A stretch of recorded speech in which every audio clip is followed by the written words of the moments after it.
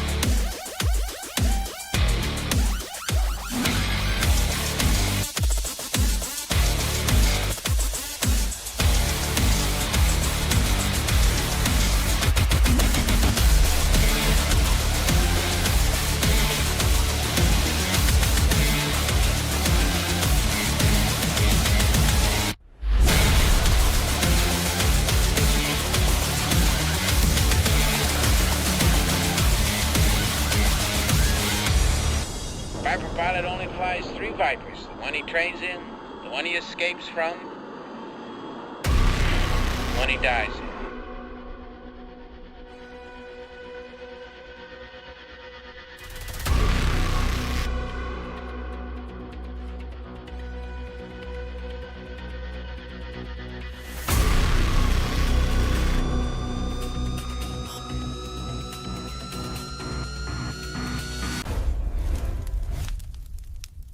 This is the IFB Thursday night broadcast. That's gonna work great, man. 10, 9, 8, 7, 6, 5, 4, 3, 2, 1.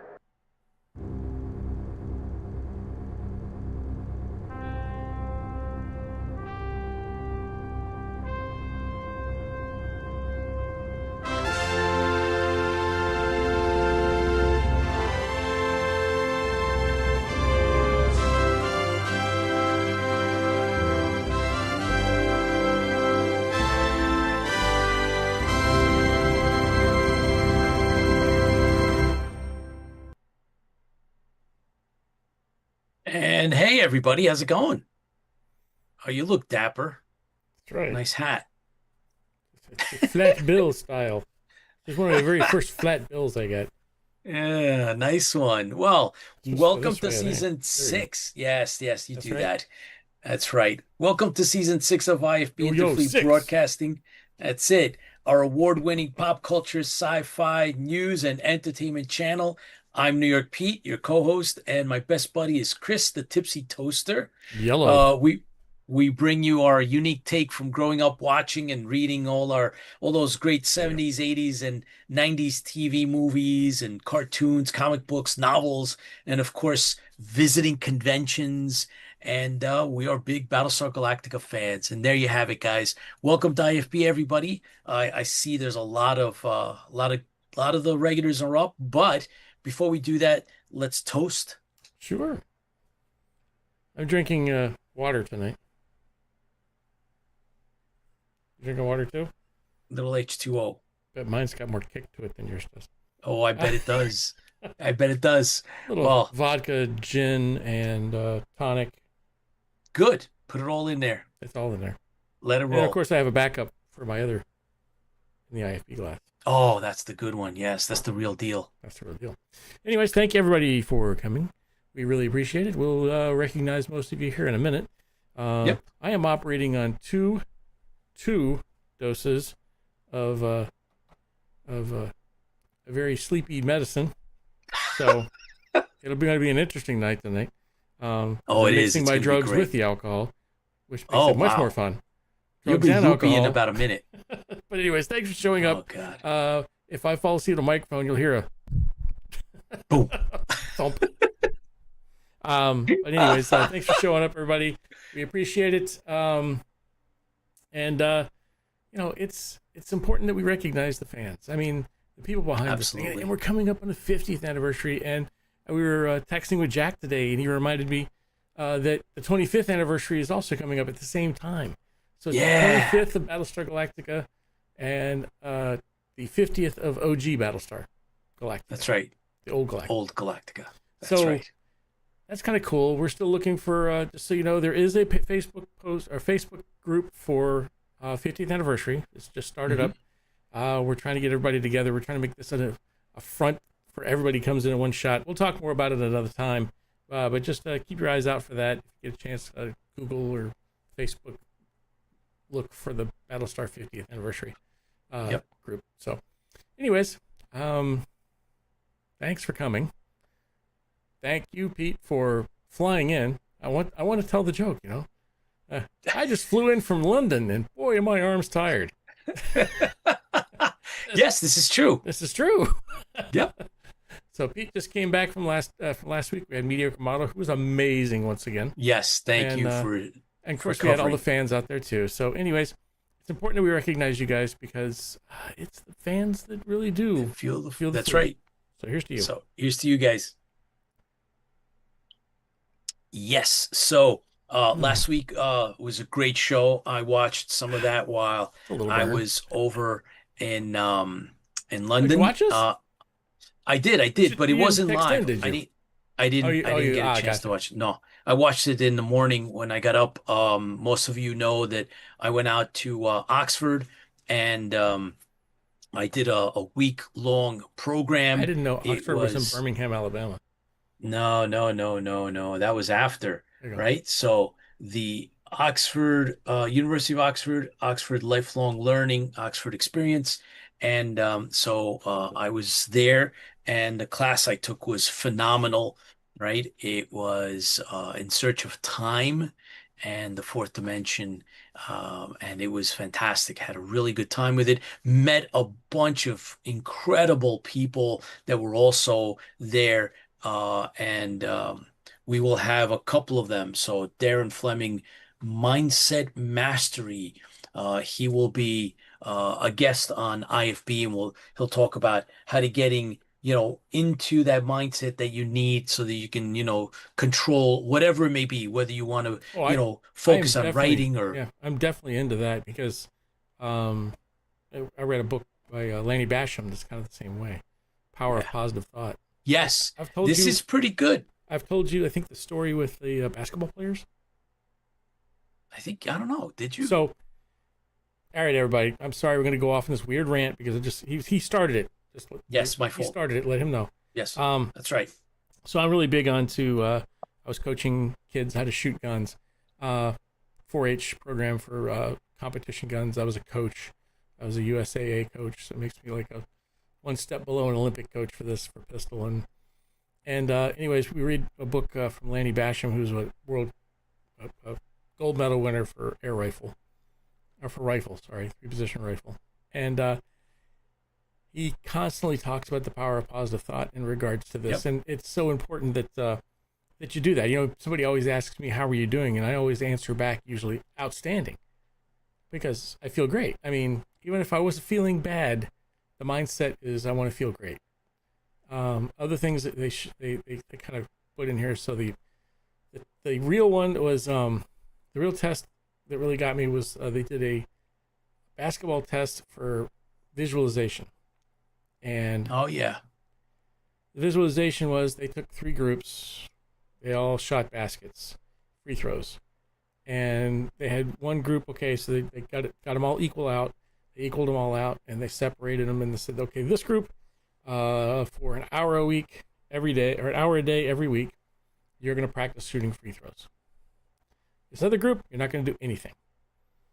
And this other group, we're going to want you to visualize, sit in a chair for an hour and visualize the perfect shot, the perfect form, the perfect everything. Yeah. And at the end of this thing, it came out to where the people who were visualizing were just as good as the people who were practicing. Yep, that's right. It's crazy. It is. Also, a couple other things that you think about is One of the things is you can actually increase somebody. Your negativity can increase somebody. Wow, I'm going really out tonight, aren't I? It's the Benadryl speaking. Trust me. If you really Oh boy. if you put the thought in somebody's mind, a negative thought. So for instance, you have a get together, and your grandmother and your grandfather are there, and you're there, and you're all having a good time, and you notice that grandma left her coffee cup on the table, and you give it to one of the kids, and you tell the kid, take this over to grandma, but don't spill it. You've actually increased the chances by planting that spilling. thought into their mind and their visualization of that, of actually spilling it. That's pretty right. crazy stuff. But anyways, I'll get off my soapbox now. So I'm anxious to talk to this person. I've never read the book. Yeah. So Darren Fleming that I met at Oxford. No, I don't know. There is no audiobook, not yet. But we should tell him. Tipsy Toaster Productions could definitely put an audiobook out for that. We're gonna have him on the show. He's down under, but he'll be coming on. Great guy. I also met. Everybody that was in class. There were 12 of us in the class, but Mary Dirty Schuyler. Dozen. Yes, that's right. Mary's going to be coming on. She worked with Hasbro, Disney, video games, all kinds of different things, and she's ended up in genealogy. And that's what she's been doing. And now that's where her focus is. So she'll be coming on and telling us all about her career path. Also, someone that's attended Oxford a bunch of times. And I met a tremendous amount of really, really cool people at the experience. And I'm glad I got to do that. So that was cool. And of course, got to go to MCM Birmingham in England. Alabama. Was the the Comic-Con that I attended. You guys, if you look on the webpage, you'll see on our Facebook, you'll see I put up a bunch of pictures. It's really cool. Doctor Who and the 501 was there. Plus you name any kind of anime, it was there. And they also did some wrestling. They had a wrestling ring there, and they were putting on some exhibition pro wrestling that takes place in England. And so it was interesting to see all of that.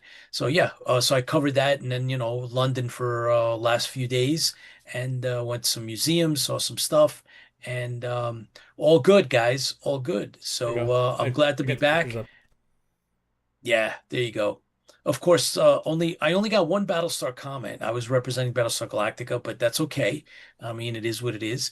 And looking forward to some of the other cons that are coming up, and we'll talk about the 50th. I also want to mention this real quick. You know that there is a there you go. A Voyager documentary, right? And this was one of those crowd-funded Kickstarter things. I sent up some money to support. I just got this in the mail today. So I don't know if any of you have actually seen this yet.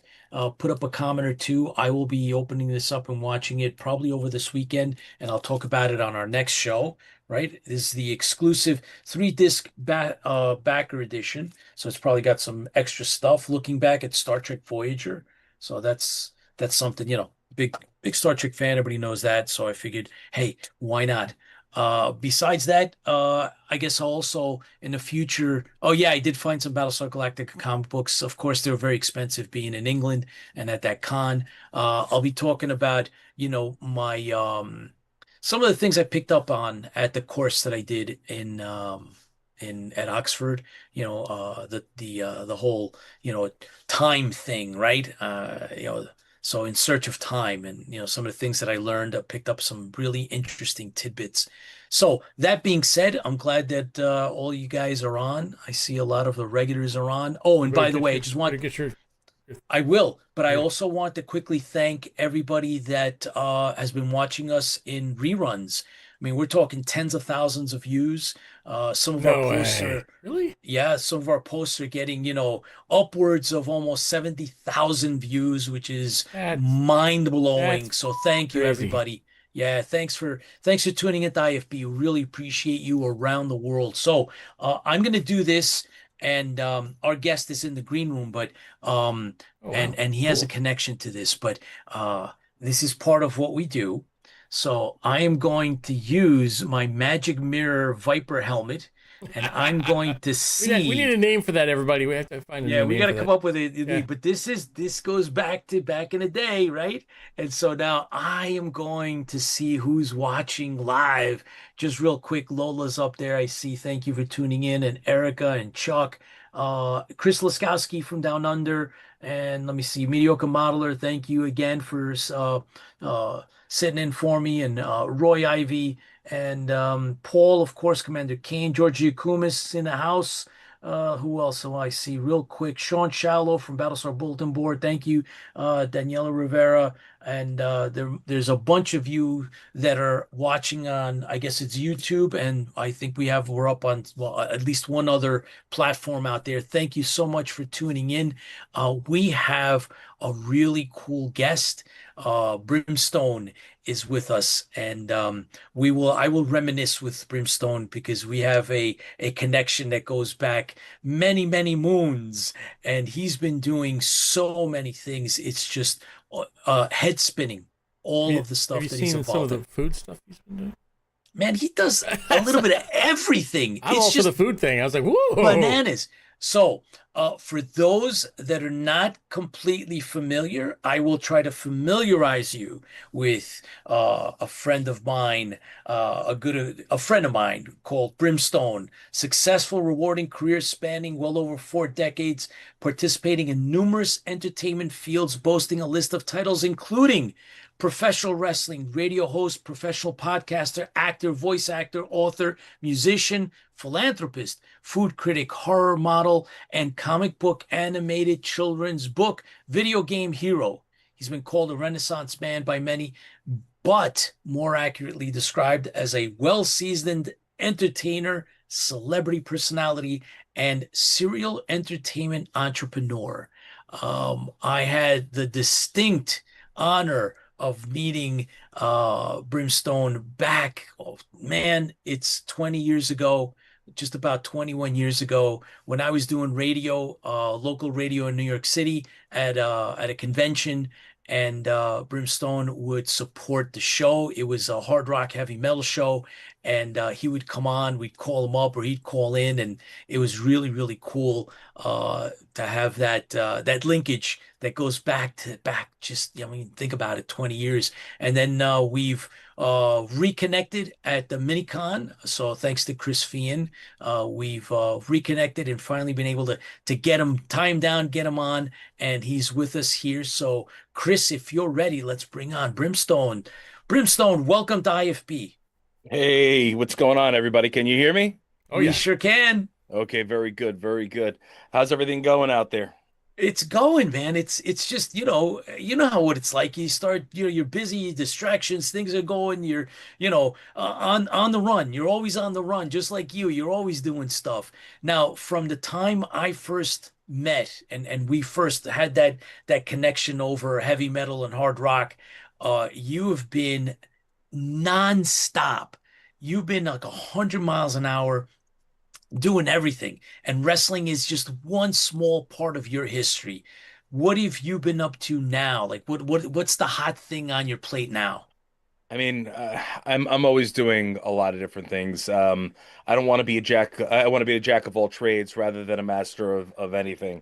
So right now, I'm spending the lion's share of my time on the Grindhouse Radio, which we're in our 11th year. We're doing about 4 million listeners weekly worldwide, and that's pop culture podcast. And I also do Within Brim's Skin, which is a spin-off of that. I do the Foxy Fox Big Lion Daddy show, which is which is my engineer Alex's show, and I'm wishing him a speedy recovery. He just was in a very bad car accident yesterday, Oh, so I'm hoping that he's going to be okay real soon. And then I also do the Stan Lee Presents podcast, which is the legacy show for my old pal Stan. I'm doing it with the people who currently own the IP, Cartoon Studios, and yeah, I've been really promoting the heck out of that because it's a big deal, and I want to keep Stan's spirit alive. So right. His legacy. Well, You had mentioned you and I had had a brief conversation about that, but share with our listeners, our viewers, a little bit of your connection with Stanley. So Stan and I wound up meeting in person for the first time. I mean, you're talking about many, many years ago. I think I was signing at the Steel City Comic Con in Oh, what is that, Philly? I believe outside of it's Pittsburgh. Pittsburgh, Pittsburgh. I knew it was Pennsylvania, but I wasn't quite sure where. And I was there pushing and promoting the Brimstone and the Borderhound series, my comic book, as well as a couple other things we were doing, and my publishing company, Hound Comics Inc. So that being said, it was really really weird because apparently a friend of mine who was with me, Jose Hernandez Jr., who was known for HBO's Oz. He's been on Law and Order. He's one of those guys. He's been in a lot of different things. And he started walking towards me, and next to him was Stan and Stan's handler Max. So they come up to the table, and I'm going, Stan Lee's standing at my table right now. This is kind of Ah, strange. And I was like, "Hi, you're I'm not Stan Lee, worthy. Nice to meet you, and yeah, Jose had introduced us, and apparently he had heard of me, and he had heard of what I was doing with Hound Comics, and he was wanted to come and say hello. Jose said he was here with me, so he came over and had a conversation. And one of the funniest things he said was, looking through the comics, he goes, "Oh, great, just what I need, more competition." Um, so I thought that was a lot of fun. Before he left, he told Max, he said, Max, make sure you get all of his information, and Brim, let's stay in touch. And sure enough, we stayed in touch. We came, very friendly over time, and he became a good friend over time. Whenever I was in LA, we'd go to a spot in Beverly Hills and just hang out in the office and see my friends there. I was part of that family. There was his right hand, who was Max Anderson, who was basically the guy who took very good care of him and was his agent for better or worse. And his left hand was people like Yuka and Darren Passarello, who's now Stephanie Passarello. Other people that I was around, like Gil Champion and everybody, Power Entertainment. So I was very much involved, in spending time with him and the good people in his life at the time. Um, so, for me, it became, the opportunity to sit and get to know this icon, this legend, and he just became Stan. It wasn't like, oh my God, it's Stan Lee. I was never like that anyway because I've been in entertainment since I'm five. But it was here I was with Stan, and I was asked to be the celebrity spokesperson for his foundation. So I wound up doing that. I toured with them. I signed in Stan's foundation booth on countless occasions. I did a lot of spokesperson stuff for them with Kids Days at like Wizard Worlds and other conventions, which was amazing. And it was sad, like the last years of his life. I didn't get to see him much when the whole shift happened, which I don't want to really talk about. But it was an honor and a privilege to have him in my life, and to have the opportunity to do this legacy show in honor of him. It means a lot. You know what I mean? It means a That's lot. cool. I'm very very happy to um be able to be a part of that. And Hazel Aviva, who she works with Cartoon Studios, she had reached out to me. I was funny enough, I was in Florida. I was at my father's house. He was supposed to be having heart surgery, and they wound up kicking it to a later date. So I was just there. I was hanging out and spending some time, and I get this message. Well, actually, the Grindhouse Radio got a message because she wasn't sure if I would actually respond to my Instagram messages, which I actually do.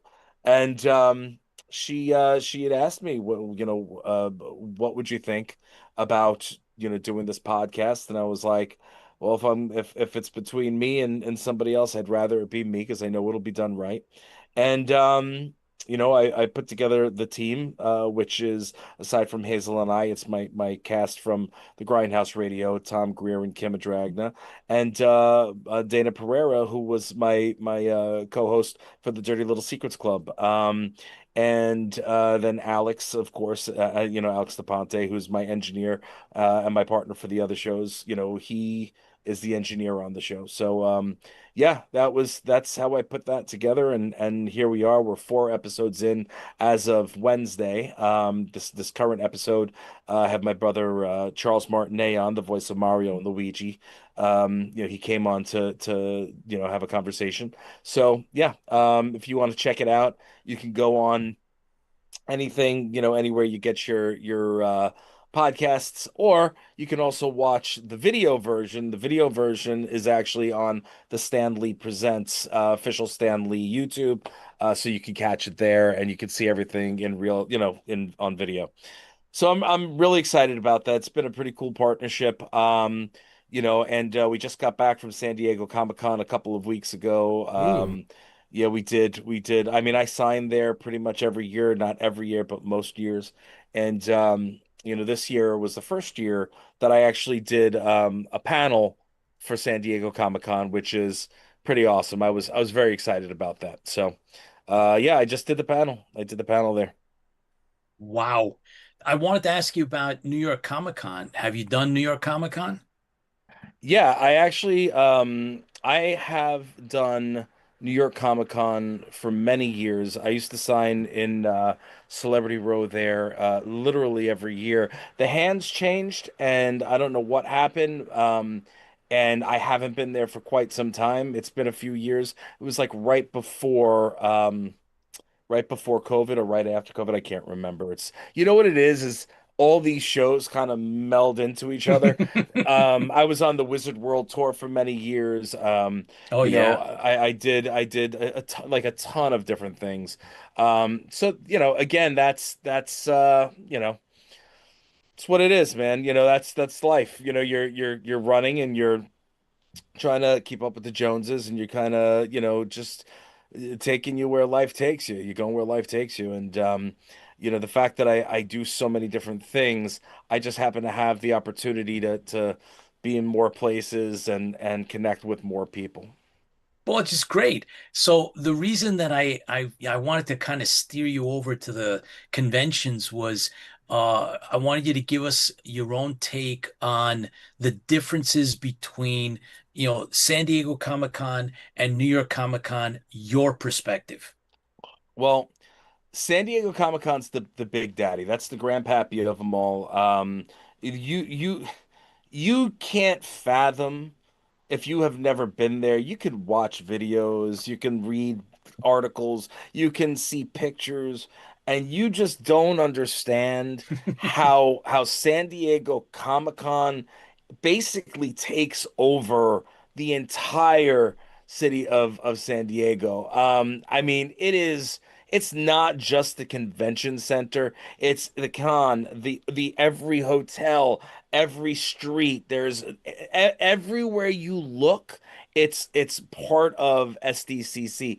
And New York Comic Con, they started doing that a little bit when they, especially when Walking Dead was big. I remember some of my friends from Walking Dead had set me up to go and do when they did the first thing at Madison Square Garden. It was a, what do you call it? It was a big premiere of, I forgot what season it was, but it was a big premiere, and they were doing the panel and the premiere of the episode at MSG. So I had been invited to go down and be there for it. And I think that was the first year that they had started doing things outside of the actual convention center. And yeah, the what do you call it? The Javits Center is big, but it is not the entire city of San Diego. You know what I'm saying? Yeah. So, where San Diego, they're the ones that have all the big deal things that are about to pop. You know what I mean? That's where all the major panels are. That's where all the big news is pretty much put out there. Unless you're talking about D23 or certain anime cons, whatever, in specific genres. But other than that, San Diego is the big granddaddy, and New York is a close second. I'm not gonna lie. It is a different animal. And I've signed it both numerous times. I got to tell you, I have always gotten a warm welcome at New York, and I always got a warm welcome in San Diego. So, you know, for me, you know what I mean? It's work. There you Like go. I'm going there, I'm working, I'm meeting and greeting fans, I'm speaking to people, I'm doing business. So it's a different experience for me than it is for a fan going and checking it out. I believe that the fan experience must be incredible from a fan's perspective, because essentially they're going and they're seeing all these things. You know Yep. what I All mean? the new stuff. Yeah. Yeah, I'm up against all these things. So, you know what I mean? I'm fighting for my life. Um, What, yeah. what about what do we Check out my throw into table. Come the? here. Check out my Yeah. table. Well, let's throw Dragon Con into the ring. Have Have you you ever? have you been to Dragon Con? Funny story. I've never actually signed a Dragon Con. Oh, Dragon Con, so I was submitted multiple times at the time when what do you call it? When Peter was still alive, Peter Mayhew. For those of you who don't know, Peter, this is a space Star I Trek. would hope some of our people would know who that is. I gotta believe you know who Just he a is. few. But what do you call it? If you don't know, it's Chewbacca from Star Chewbacca, Wars, the and original, the yes, original, the the OG. original. And Peter was a very good The friend of mine. OC, right? Old Chewbacca. And he, what do you call it? Him and I shared a couple of the same people at some points of our careers, and we were both pitched for Dragon Con, and we were both turned down. So, Wow. so, That's I was crazy. hoping you so, had been so you could actually give me an idea of uh, the size comparison, because the biggest it's con big. I've ever gone to has been Dragon Con. We have it on our bucket list to get to San Diego. Pete and I are going Yep, to make it. I think we're going to try to Yep. do it next year. Um, yeah. but Your best bet is to get professional passes, because in terms of getting regular tickets to go, it is, from cutthroat. what I know, Yeah, so hard, which is insane. I stabbed someone. Hey, I mean, like you yeah, said, it's the Mecca. It's the con when it comes to all of these cons. That's the main one. There the is Yep. con no. of cons. Yes, it is. There was another con out there on the West Coast that was very, very, what the heck, WonderCon, I think. There was Well, another that's great one, Emerald City? What right? are you talking about? No, well, no, WonderCon. And it was WonderCon WonderCon is that. Los yeah, Angeles, yeah, and or they Los, bought it out, man. yeah. They bought it, and now it's the poor man's sci-fi convention. I've been to it multiple times. A great con, but it's leveled down. They don't bring in the big names like San Diego. Hmm. It's not meant to compete. It's they kind of it has its place. Yep. And so yeah, San Diego is on our list. So Oh, we'll see if next year we manage to get that. right. But So we're talking cons. I want to know the best con experience you've ooh. ever experienced. The best, either the story or a person comes up, or it could be even what was the weirdest thing that happened to you. Because I'm All right. sure, knowing being been to many many cons myself, there aren't always people there with all of the right fries and the Happy Meal. So Yeah, yeah. You know what? With that with would be all the me though. stuff But that's with all the stuff going on, where Matthew Lillard is getting called out by fans and everything, I'm gonna steer clear of that type of stuff. Um, but I'll give you a funny little story that just happened here at the last San Diego. Have you guys paid attention? Do you know a lot of the stuff that was going on there, or not really? yeah. I heard the about the sales of the tickets, and it was all messed up, and we heard Well, there that was a part of it. lot, a lot of different things going on, but so where I come in, so the celebrity entrance is through the back. It's literally in the rear of the entire building. And it's basically this is where we all come in.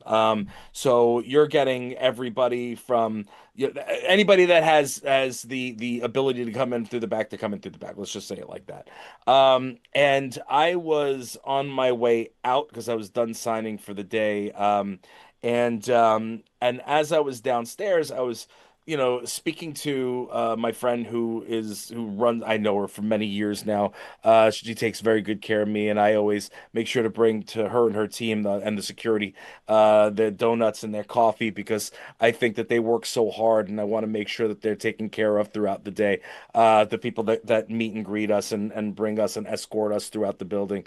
So I went to say goodbye to her and just have a quick conversation, and a one of the cars pulls up because again that's where we're let off and picked up. So out comes these two girls, and then out comes a Deadpool. And the Deadpool was wearing the Canadian tuxedo, the denim on denim. Denim, And baby. we were the first people to see him enter the location. And if you watched any of the stuff that happened at San Diego Comic-Con, you saw that Deadpool was actually Actually, Ryan yep, Ryan Reynolds. Reynolds. Yeah, yeah. So People were I posing with him asked and didn't know it. It's freaking I amazing. s- we were the first people to because we were standing there, we were about to leave.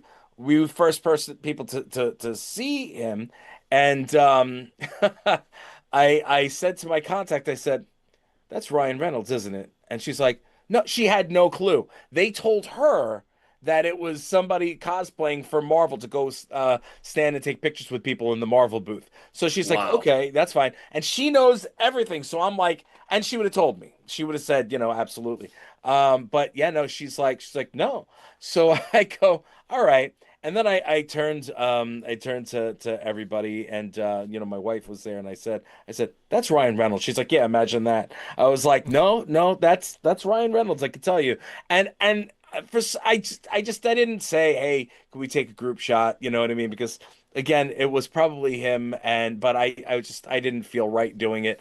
But I should have because we would have been the first people to take a picture with him, and I knew it was him. And it's funny because it is what it is. So he went in right after that. He went onto the floor. He walked around, did the entire shebang.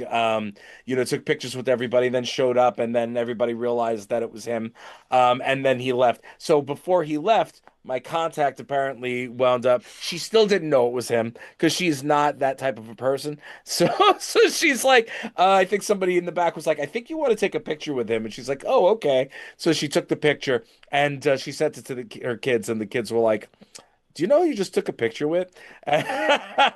Crazy, So I'm crazy. messaging her. I'm messaging her. I'm like, "Yeah, so that was Ryan Reynolds." And she goes, "I had no idea, but I just found out." She's like, "Yeah." So anyway, I thought that was really amusing. So that was I would think would be a fun story Oh from a yeah. comic.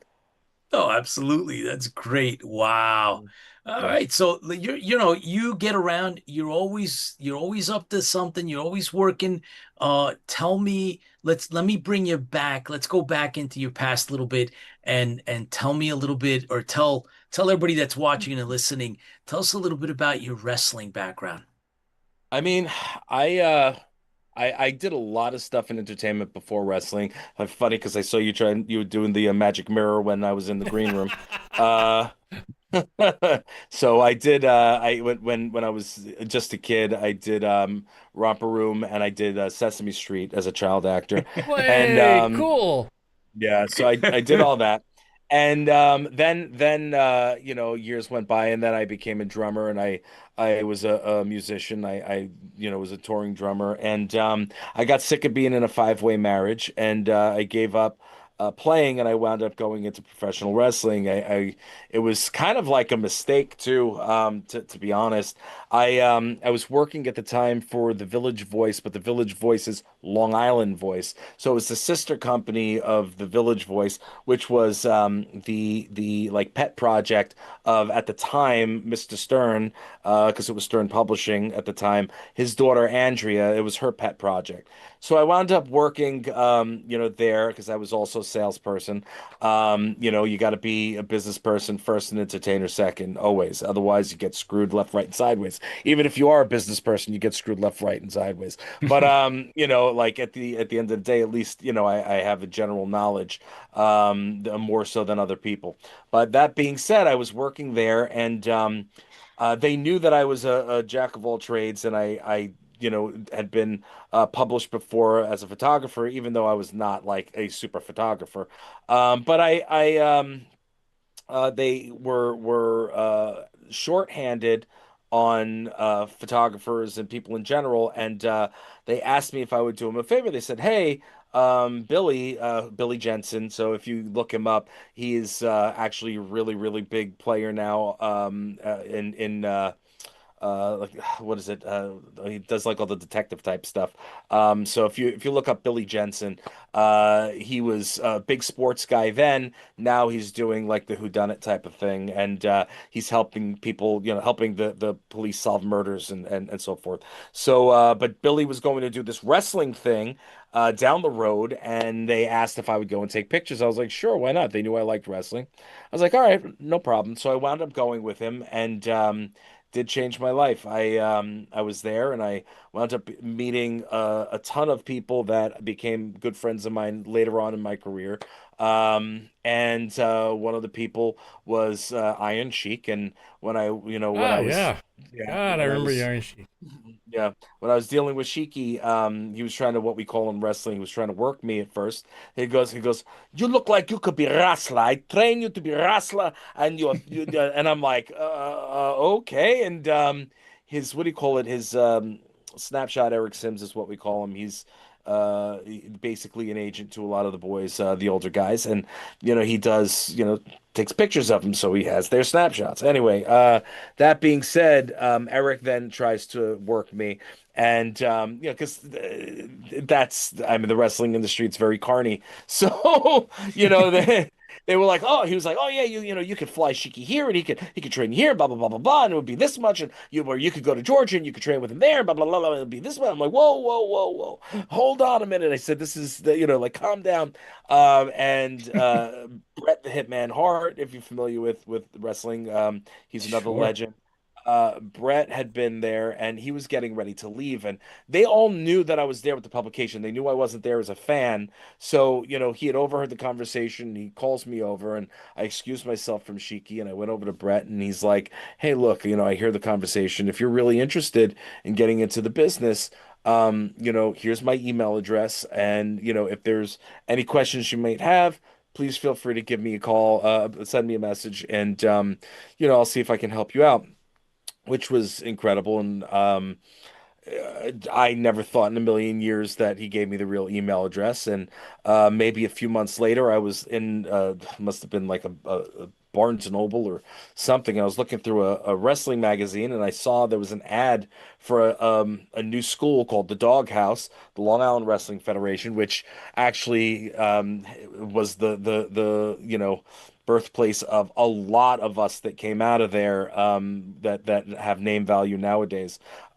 Which just, I mean, I'm blessed to have been one of the originals there. And I contacted him and I said that sure enough, he got back to me and he's like, look for this, and this. I did. The rest is history. Funny Wow. enough, full circle, I wound up going, I was signing in San Antonio, at the first San Antonio Comic Con.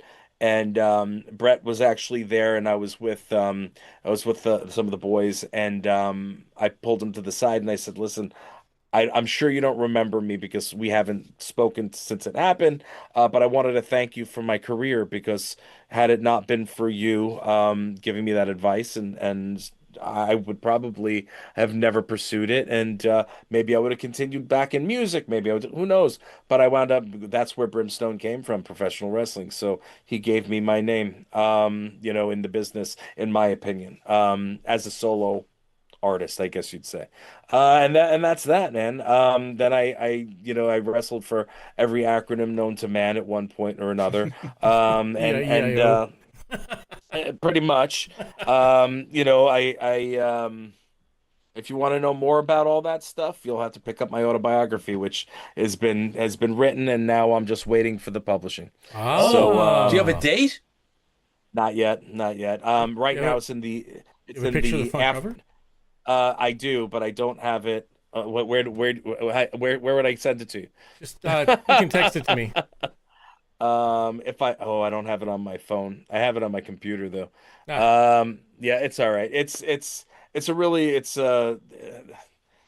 it's called if they only knew. And people don't realize how much influence that I've had in the industry, and not just not in general in the entertainment industry. How many people that I've been involved with, that people would have no idea. Um, it's crazy. I mean, the book has everybody from Stan Lee, Keanu Reeves, Vince Neil, Tommy Lee, every wrestler known to man, Kevin Nash, Scott Hall, and the list goes on. Obviously, I talk about in your realm, and we won't talk too much about it on here. I don't want anybody to get mad at me. But William Shatner. There's lots of people in the book. And I've had a very, very incredible career, and I've had the opportunity to meet and befriend a tremendous amount of legends. So I'm just thrilled. I'm thrilled to be able to still be doing it. And yeah, I do miss wrestling, but at the end of the day, wrestling is just a little notch in my headboard. You know what I mean? So.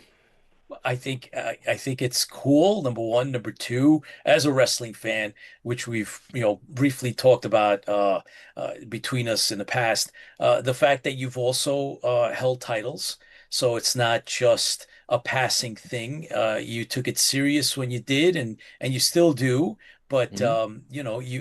you did it for real, and that's really really cool. I'm glad to know that you've put it together and it's going to be out there. I'm looking forward to that, and we will, if you share dates and I guess it'll be on Amazon and the like, you let us know because we will let the fans know here on IFB.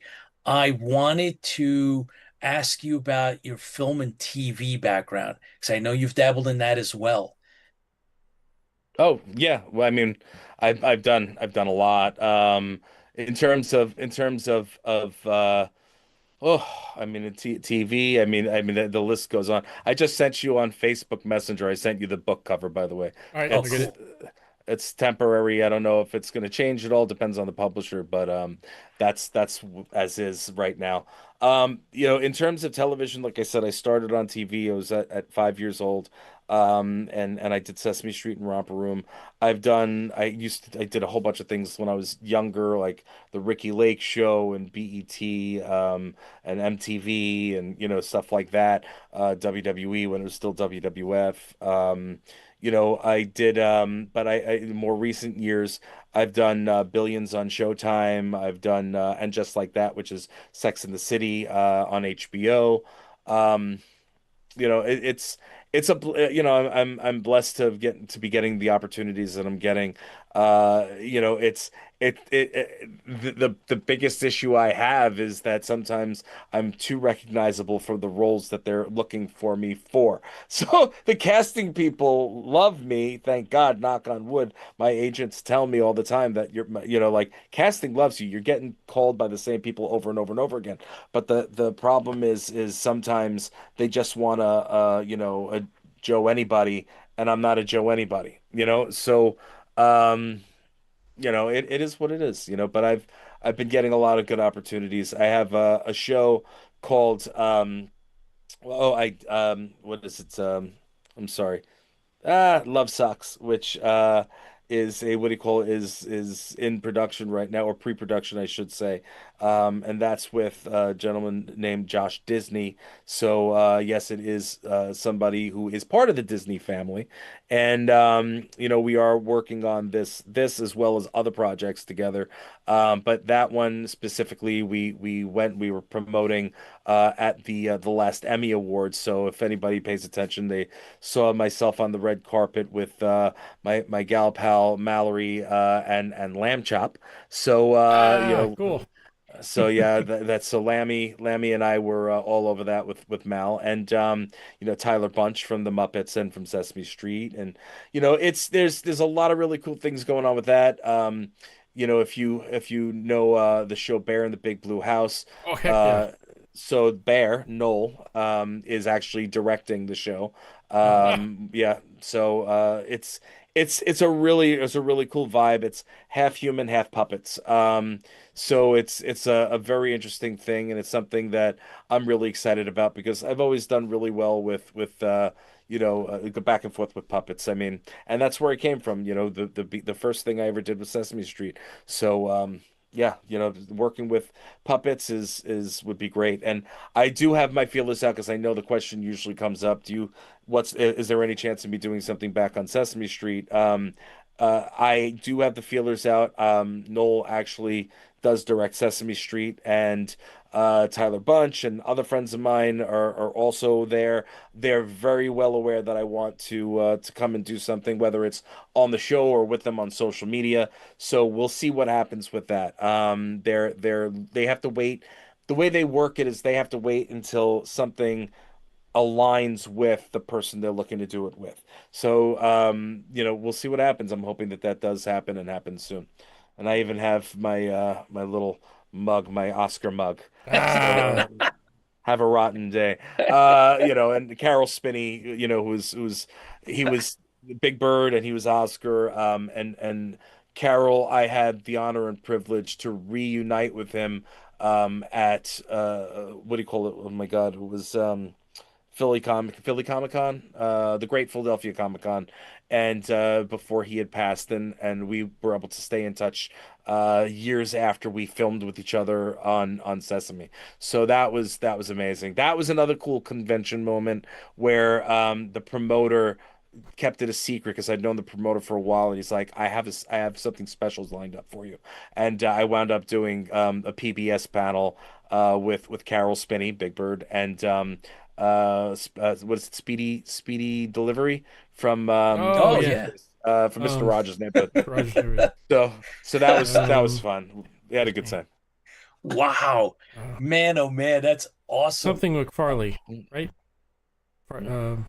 Yes, something McFarley. Speedy McFarley. Yep. Yeah, So, I'm dating myself now. well, yeah, I mean, I this is the just right did place too. for it. I just did. So, Brimstone, what about sci-fi? Mhm. Where do you go when it comes to sci-fi? What's your go-to?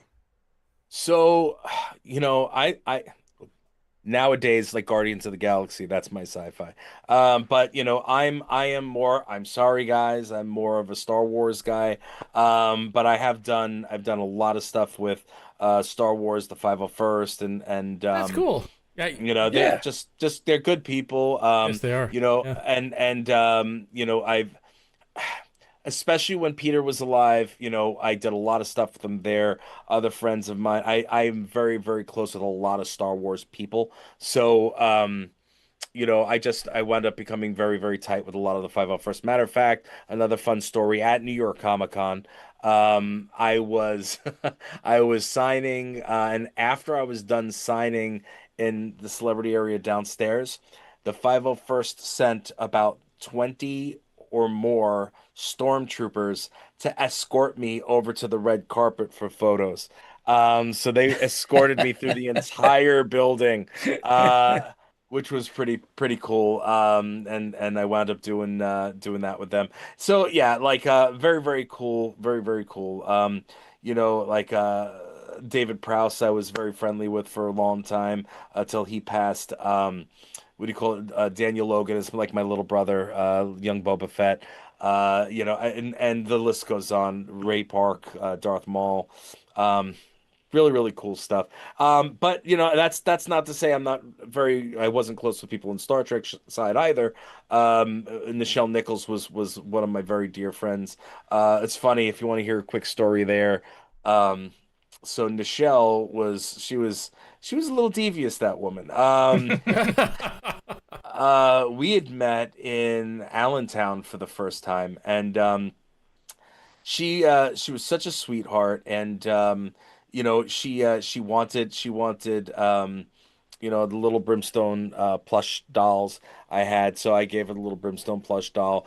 And we've been friends, ever since then. And she would drink me under the table if we'd be out. She'd drink her Black Russians, and she would totally just I would be done, and she'd still be going and laughing her little self to death. She was loving it. I have a photo somewhere of us on the elevator, and she's all laughing at me because I'm totally done. So yeah, no, so the funny story is after I was done at New York Comic Con, I think I was done, or maybe I wasn't signing that day. I don't remember, but I was there with my wife and my daughter, and Haley when she was much smaller. And we I was like, all right, come on, I'm gonna go introduce you to Nichelle, because she hadn't had the chance to meet Nichelle yet. And I've traveled and been with Nichelle on countless occasions. So I walked her over, and she was so happy to see me, and she was, oh, and this is Danielle, it's so nice to see you, and blah blah blah. And she looks at her, and she looks at Danielle, and she goes, I sleep with your husband every night. And she Whoa. and she like kind of stops for a second and looks at me. I'm like, she has a Brimstone plushie, and she goes, "Oh, so yeah, that's the kind of person the show was." And I was brokenhearted when she passed. That hit me hard. It was, certain people. The thing is being in the industry and being at the conventions and in the circuit, and if you open yourself up to it, the icons and legends that you meet, and if you become very very close or friendly with them, the problem is they're all a lot older, and you wind up losing a lot of people. I lost Yeah. back to back. It was Stan, my mother, Stan, Nichelle, what do you call it, Peter, um, Carol Spinney. It was like boom, boom, boom, boom. It was like, unbelievable. I couldn't handle it for quite some time. It was just too much. But yeah, that's the drawback of being close with legends. Unfortunately, they say they never die, but unfortunately they do. Yeah. So They live on you Yep. got to us. deal with it. They live in, they live inside of us though. Yeah, No, it's true. true. All the Absolutely. stories Yeah. that you get to tell, that's Yeah. the important piece. Oh yeah, and you catch them in my book if they only knew. Excellent. Well, Brimstone, tell us your next appearance. Where are you going to be? Where can we actually meet up with you? Oh, that's a good question. You can check out my schedule on the official website. Sometimes I'm not on it because I'm always running, but I think the next event that I'm doing is a foodie event, and that one is on good question, September 12th, which is called Pig Island. I might have some things in between there, but I can't remember, to be completely honest with you. Um, but I know Pig Island is coming up. That's September 12th, and that is in Staten Island, Snug Harbor Cultural Center, which is always a great time. I would also keep an eye out for the event I'm doing in November, which is a Hudson Valley Horror Fest. I know that Oh, because I just put that in, so I remember that. Um, and then in October, I'm actually being honored by the Alumni Association from my college. I'm getting the Humanitarian of the Year award. So oh, I'm really wow. really excited about that. I thought that was Yeah, pretty That's we're cool. that's which cool. which is what? Well, you're an alumnus of what? Where? No, nothing special. The Nassau Community College. Oh, Um, outstanding. but yeah, but it's I I think that it's really cool to be considered for that. And Yes, of course. you know, I I've done a lot since I've been there. So I'm really honored to have that be happening. So I did that. I was just honored by the Chamber of Commerce locally, where I'm actually on the board. I try to stay involved in things that are local. You keeps you grounded, keeps you, involved. You never know entertainment is peaks and valleys, ladies and gentlemen. If you're in entertainment, the fact of the matter is always peaks and valleys. So you have to prepare for the peaks and you have to prepare for the valleys. The Grindhouse Radio is a business, as is the Brimstone brand is a business.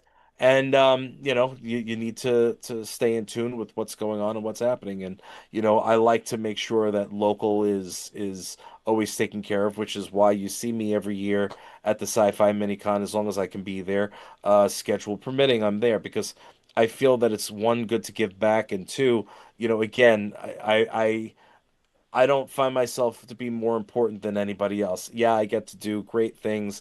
I've been on TV, I've been in movies, I've been on stage. I speak to millions of people daily, but that doesn't mean I'm not an everyday Joe just like everybody else. You know what I mean? Very Um, cool. so, I just try to stay humble with that stuff. And yeah, sometimes my diva could come out. But at the end of the day, I've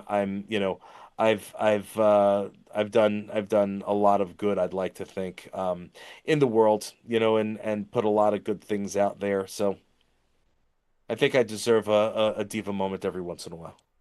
Hey, What comes stick up for around goes yourself. around. Yeah.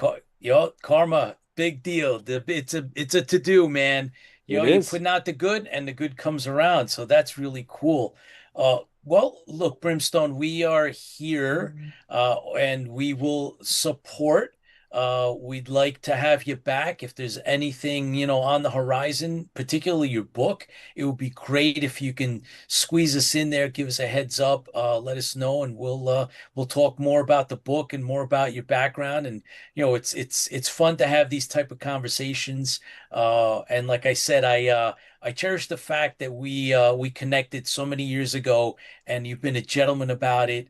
You were supportive back then, and you are today. And I Thank you. really, really appreciate that. So thank you. Mm. And we look forward to having you again.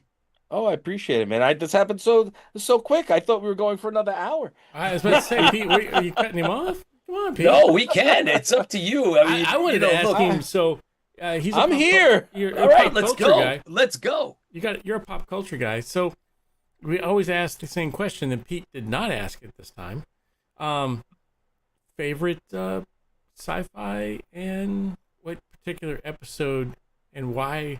What resonates with you? What makes that feel like that is your top number one?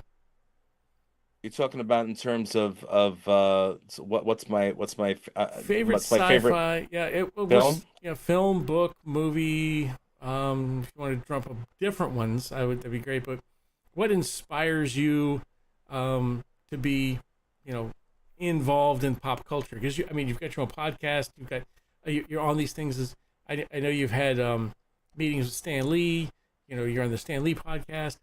But what is the one thing that you can look back in your childhood, or the one thing that drove you to do what you do, either wrestling or whatever else?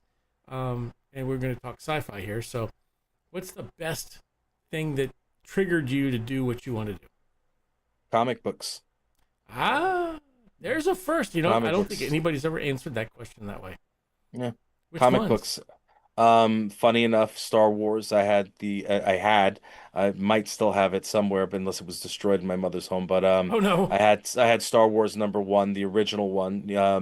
I had that and a good portion of them after, and I had a lot of the Marvel books, and my favorite of well, aside from Beast being my favorite character, from X-Men, my favorite books were G.I. Joe. Oh I was a wow. huge GI Joe head. Therefore, between that was kind of like the segue into, loving professional wrestling. Obviously, Sergeant Slaughter, Oh yeah. was on GI Joe. He was also Go Joe. WWF superstar. And the characters were just all large than life, and I was a huge nut for GI Joe stuff.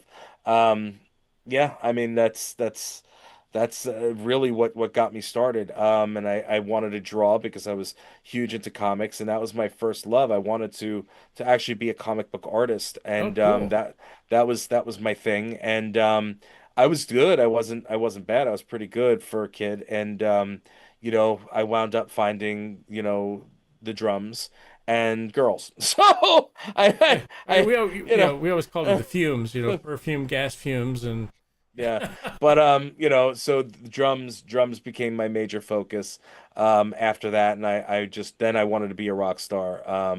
And yeah, but the first thing, the initial hit, and again, rock star is larger than life. I wanted a persona. I wanted to be, a just like I said, comic books, wrestling. I wanted to be a larger than life persona. And those people who do know me and the people that do watch me will always say that I am a larger than life persona, as I'm always out there and I'm loud, even when I'm feeling down. When I'm out in the public, like I'm subdued right now, but when I'm out in the public, you guys have heard me. Hey, what's going on, everybody? Blah blah blah. I'll always be loud. So yeah, man.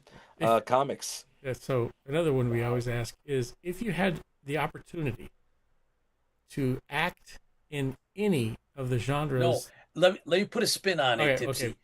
All right, so Brimstone, if you had an opportunity to choose, right? And this is like you got the phone call and they said you have the budget. Brimstone is the main character in either a TV series, a live action film, or an animated movie. Which one would it be? So that's it's a little tough, but not really. And if I'm thinking about it, I'm thinking about the most bang for my buck, right? So where a film is great, that's only a one shot deal. There's no guarantee for a second, third, or fourth, right? An animation, I love. Listen, I love doing voiceover. I do a ton of voiceover work, and that it's a lot of fun. But it's your voice. It's just your voice. Television, you've got at least one season, so you got a season to make people fall in love with you. It's definitely not guaranteed for a second season, but if you do get picked up for a second season and a third season, and then you can, if it is something that is doable, you can then turn that into a film. You can turn that into an anime. You see what I'm saying? So you have a lot more of it has more legs. You know what I mean? So that's Nice. on a business standpoint. I would go with the television series. Walking Dead is a perfect a perfect example of that. Walking Dead started as the one television show, and then they wound up doing spin-offs. They did movies. They did, you know what I mean? Yep. Or a movie, right? Or well, it was supposed to be a movie, I guess. Maybe it wasn't a movie, but it was a chopped up movie that they turned into a mini series instead.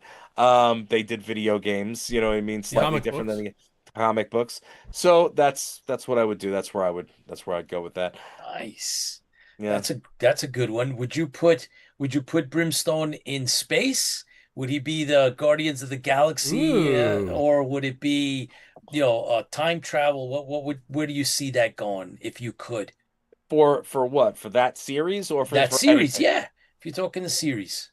See, here's the thing. I would want to go with something that sells. And what I my first go-to of what I would love for it something to be would be a Western because I'm dying to do a Oh, Western. Dying to do a really? Western. Yeah, yeah, yeah. Huge Western fan. I'm a Billy the Kid lover. That's Wyatt Earp. I voiced Wyatt Earp in a video game on the Oculus. So yeah, like I'd love to do a good Western. But they as great as they are, they don't sell. You know what I mean? Like Yeah. Yeah. other things. So I would probably want to do a supernatural type of a thing, whether it's like Supernatural or Buffy or you know what I mean. That's the kind of genre or universe that I think I'd want to go with because the fan base on that is ridiculous. You know, so Way cool. that's what I would All do. right. What's I how, wouldn't how, say no to doing a yeah. space adventure. I wouldn't say no to doing a superhero thing, but I'd have to do a lot of work getting my body in check. However, and the fans were behind me on it too. I was trying to do a push because I just wanted the opportunity, even if I didn't get it. I wanted I wanted to play the Thing in the Fantastic Four movie. Ooh. Oh, So Ben Grimm was a wrestler. In the comics he wrestled. He's a big guy. He's from New York. He's got that voice. You know what I mean? Where you can yeah. get that grizzle in there. And he has bright blue eyes. I have like green eyes, but sometimes they look blue. So I could have done that role, I think like unbelievably. And then that fans were they were doing pictures and putting me in as the Thing, and other people did some AI stuff of it. So if you're not into AI, I'm sorry, it wasn't me. But it was really cool. Unfortunately, I found out that it had already been cast before I even knew that it was happening. So that sucked because I really would have liked that opportunity to at least audition. You know what I Yeah. mean? Because I think I would have I would have killed it. That's it. So All yeah. right. So So, superhero movie? yeah. Absolutely. All right. So, you've invited me over. The Tipsy Toaster is coming over to Brimstone's house. We're gonna sit down on the couch and we're gonna turn on the TV. What's on your Netflix playlist? Right now, I've been totally like involved in Vikings. I don't know if you've seen that show yet. Mm-hmm. Oh my God. Yeah, I'm a few seasons in. My son was like, "You need to watch this show." I'm like, "What? You need to watch the show." I was like, "Okay." So then he sat me down and started watching it with me for a little bit, and then I just couldn't stop. And so I'm a few seasons in on that, and I'd probably make you sit and watch the show also because it's just a great show. And yeah, I'm a little bit behind because I've just been on tour for the last couple of weeks. So, I have to catch up on that. Aside from that, a lot of different movies. I have a lot of comedy that I watch. I like to watch comedy specials. What's your You favorite? know, I mean, it depends. Nobody's better than Eddie Murphy. Uh, Ah! Eddie Murphy's a classic. I love Kevin Hart. I think he's great. I really enjoy Adam Sandler. So if I'm looking for a comedic movie, I'll always go back and watch old Adam Sandler movies. I don't know how I felt about the new Happy Gilmore, but just gonna go with it. Eh, I'm just gonna go well, with it. yeah, But yeah. that's like asking some of the people of Star Wars, like, what'd you think of Andor? Yeah. Yeah. You're gonna have that 50-50 shot there, but maybe 60-40. But Uh, all right, we gotta steer into food though. I oh know my gosh, yes. you're a foodie, I so you freaking gotta love come on. foodies. Tell us about this whole thing that you do with the food. Come on. So again, like I had mentioned earlier, I like to give back. And one of the things that I do to give back is I'll partner up with different spots, different restaurants, around the country who have really cool menus, and they're just really good people and good food, most importantly. And if I can get behind the place, I'll do something fun, and we'll put together like a secret menu or a menu item that's a Brimstone menu item at their place. And some of them are challenges, some of them just good old delicious eating. And then other places, when I'm on the road, if it's a really cool place that I want to shine some light and shine some light on them and try to get some people in their place. I'll go down and I'll work with them, and they'll feed me, and I'll sit and let people know that they're there. So yeah, it's a lot of fun, and I do it for real. I go in, I film it. I do Google afterwards. I make sure that people can go back and check all that stuff out. I do real reviews. And if a place is not good, I won't put my name on it because I don't want my people I will politely pay even if they were going to give it to me for free. If it's not good, I will pay and I will say thank you, but no thank you. And I'll walk out because I can't send my people to a place that's going to be, you know, unfit.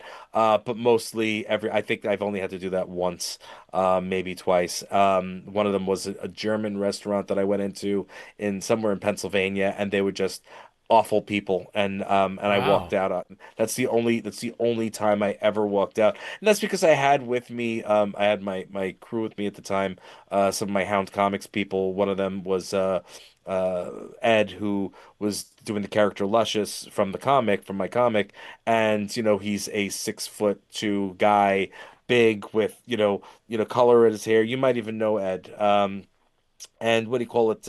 Actually, you met him, maybe, well, maybe not. He was in the booth at MinCon. He stopped by, but he had his fingernails colored, fingernails polished and whatever. And then one of the girls that worked with me had funky colored hair, and so I think that they just saw me with long hair and earrings, but they knew who I was when I was coming in. So it was just I Hmm. didn't like the way that they were being treated, and you treat everybody appropriately around me. Otherwise, I will say something about it. Because everybody should be treated equally. And I walked out on that one. And then there was another one. I can't remember what it was, but I did. I thanked them. I paid, and I said, I apologize. I can't do this. Everybody else, I've done some amazing things. We did the show called Food Hound Tidbits for a long time. We did 3 seasons of that, and it was a foodie show while I was on tour, and we took people from the convention floors to the tabletops at the what do you call it, at the restaurants, mom and pop hot dog shops, the 5-star restaurants. So we really solidified our place in the foodie world back then, and that's where my sauces and seasonings came from, and and my chocolate bars and this and that, the coffee. So that's why I got into the whole food thing, because I was so involved in doing the reviews back when. And the tour was kind of like diners, drive-ins, and dives, but from the diner's view. Even though I went in the back and I hung out with the cooks, and you know what I mean. I did everything because I'm me. But yeah, no. So nowadays, I do the menu items, and I do little promos when I feel it's appropriate. I just did one out in California with Egg Bread. Awesome place. If you guys are out in California, look up Egg Bread. They just it's breakfast food, and it is done to the nine. Everything I ate was amazing. Just to die for. So yeah, like I'll only do things with people that I can get behind. And small business, man. Like if you can't do the right thing by a small business, you know what I mean? Like I always want to help. It's so hard. It's such a struggle. There's so much competition. If I can, there's a lot of people that are out there charging to do something like that. I don't charge people to do that. I go and I do it with them because I believe in them and I feel that they deserve an opportunity. I make my money elsewhere. Could I make more? Sure, but I'm not going to make it off the backs of people that are working their rear ends off, working, 20-hour days, you know what I mean? And spending time, trying to build a business and not see their families. You know what I mean? That's not my Yeah. thing. I'm there to help, not to hurt.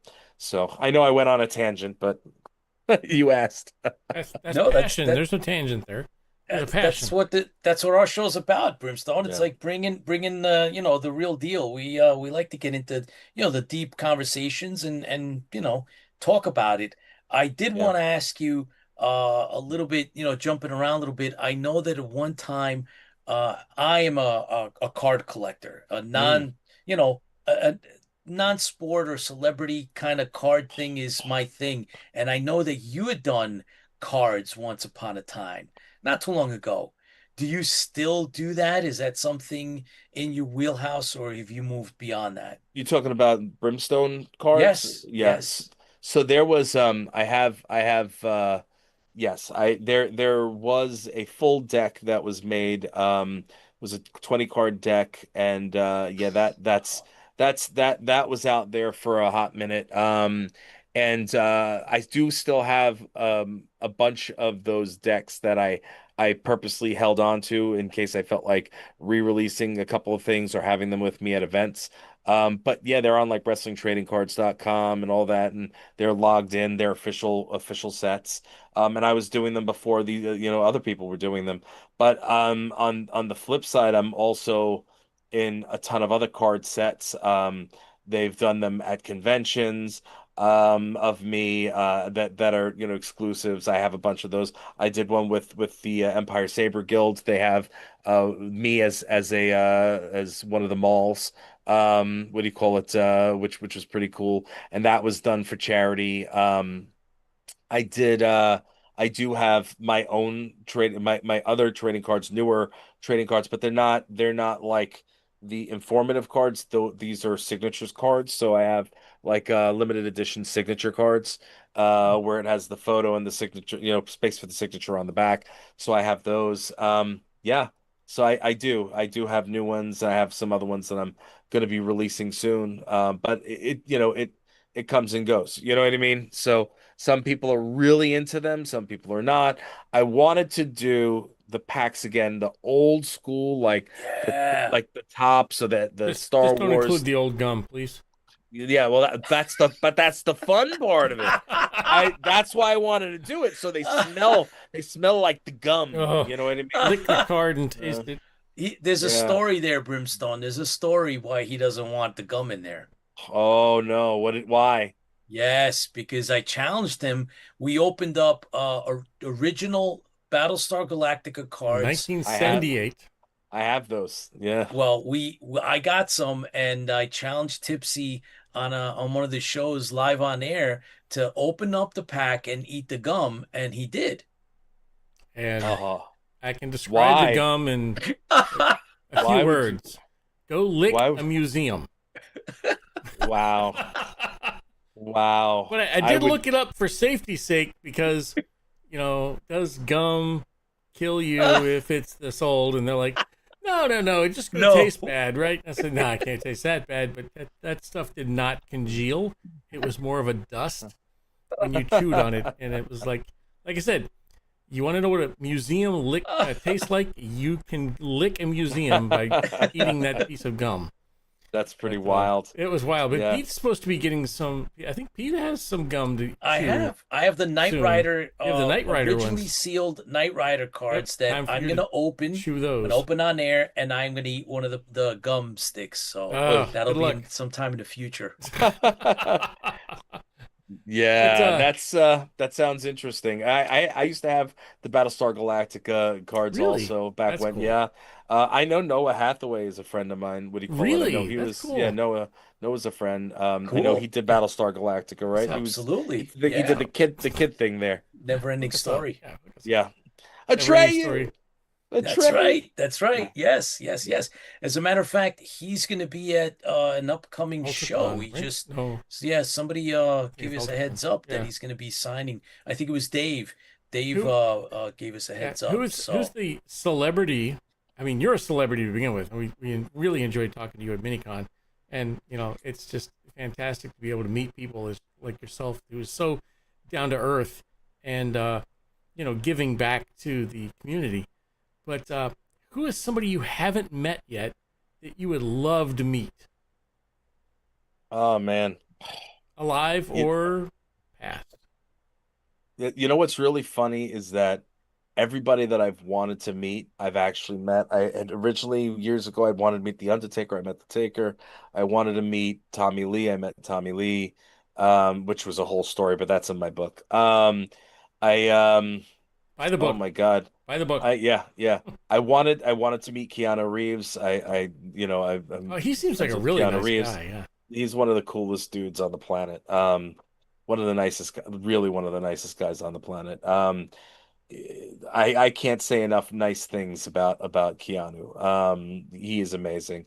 Um, all the people, anybody that I've actually wanted to meet, I've had the honor and privilege to meet. Um, for weird reasons, I would love to meet Bill Clinton. I think that would be funny. Not because I'm a fan of his at all. I just think it'd be funny. I think he'd be fun at parties, and I and Only with I'd love to. cigars. I'd love to meet Oh, I Barack went there. Obama. Ah. I'd love to meet Barack Obama. I think that I could, and Gene Simmons. I haven't met Gene Hmm. Simmons. oh, So Gene Simmons, because he is like I am very much like him in terms of marketing, put my face on everything and see what sticks. And that is a very Gene Simmons thing. I'd love to I'd love to sit and have his brain, his marketing brain, for an hour. You know what I mean? And I could come out of that with a lot of information. And then in terms of Barack Obama, doesn't matter if you're wherever you lie politically. This isn't not a political thing. He is an incredible speaker, and he has got a lot of knowledge that I'd love to just I'd rack his brain a whole bunch too, just to get the knowledge. But everybody else, I'm pretty much You've met, yeah, I've lucky, met yeah. I've met like anybody that I've wanted to meet. And funny enough, and I didn't even go out of my way to do it. You know that I met Keanu by accident. I didn't even want to go out when I met him. That's a whole story in itself. But yeah, like. Wow, Is that in the cool. book, You or know, is that something we it need to it hear here? is. It's in the book. Excellent. What do you call it? Buy But the book, everybody. Buy the book. the same thing like Norman Reedus, Michael There's no Rooker. pre-order for that, is there? Yeah, no, not yet, not yet. I But got to hope. put that pre-order out. Yeah, yeah. Well, it's got to be ready. Right now it's in the editing stage. So I'm done with my part. Now it's on to the next. But yeah, no, the Keanu thing, I was in I was flown out to Austin, foodie thing, funny enough, a foodie thing. And it was only going to be a 24-hour deal, literally 24-hour turnaround. I had just finished a leg of a tour. I was exhausted. And I was shooting back out, bunch of different time zones, which I don't know if you guys have ever done that, where you go from zone to zone to zone, and then your just body is just Pete has. on. Oh yeah, Pete just it's got you're back on. from England today. So you get it. You're on like auto drive, and Yep. my I went there and we were doing a bunch of different things for social media. It was like a bunch of different skits or whatever it was. And so I came in, the guy got me there. I went, it was like a food park, and I was going from to his different food trucks. We were doing funny things with each other, throughout the whole thing. I was so tired after like a certain time. We're sitting down, and I actually had the opportunity to eat something rather than just taking a bite of whatever or doing whatever else. So I was sitting there, and he looks at me. He goes, "So," he goes, "Brim, I know you're tired, but my wife and I have tickets to go to the show tonight. I was wondering if if you'd want to come. I was really hoping that you'd come out with us." And I was like, I gotta be honest, brother. I am so tired. I don't want to be that guy, and I don't want to be rude, but I really, like You can I only do so really want to, much. Yeah. yeah. And I mean, and keep in mind, this guy paid me a lot of money to come out there. But what a really nice guy. And I was like, and I felt bad because I don't like to tell people no if I don't have to. So I was like, listen, I really want to go back and go to sleep. And honestly, going to a club or a bar like that, because I said I don't have security with me. It's a wrestling area. I really don't want to be harassed. I don't want to be, I don't want to deal with that. And they're like, no, no, no, no, no, like, we'll take care of you. I'm like, I understand, I appreciate that, but unless they know that I'm coming, and this is where I guess I was a little diva. But I was like, unless they know I'm coming and I can be kind of on the side or whatever, where I'm not being harassed or bothered, and that happens. You know what I mean? And that's why I Yeah. feel like that. And if I could just be on the side somewhere, then I'll consider it. I said, but I'm not waiting on a line. You know what I mean? If you call the place, let them know I'm coming and whatever, then I'll come with you. I said, so they're like, okay, so they're trying to call the promoter because they got the tickets from the promoter to begin with, and they're trying to call him, can't get in touch with him. I'm like, look, I'm just gonna go back and go to sleep. They're like, please, please, please give us another opportunity. I'm like, all right, I'll tell you what. Because they just wanted me to go with them and spend some time, and I understood that, and I really was just, I felt like so obnoxious saying no. So so I was like, all right, I'll tell you what. We'll go there. I'll go with you.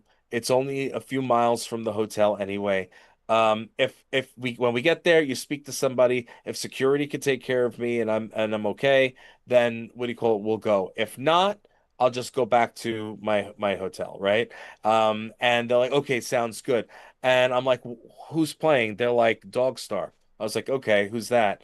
Well, it's Keanu Reeves's band. I was like, oh, okay. Ah, So I'm laughing. I'm like, all right, yeah, well, yeah, whatever. like Yeah. there's no chance that I'm meeting him anyway, like it's Keanu Reeves. So I was like, all right, whatever. We wound up getting ready. I got ready to go.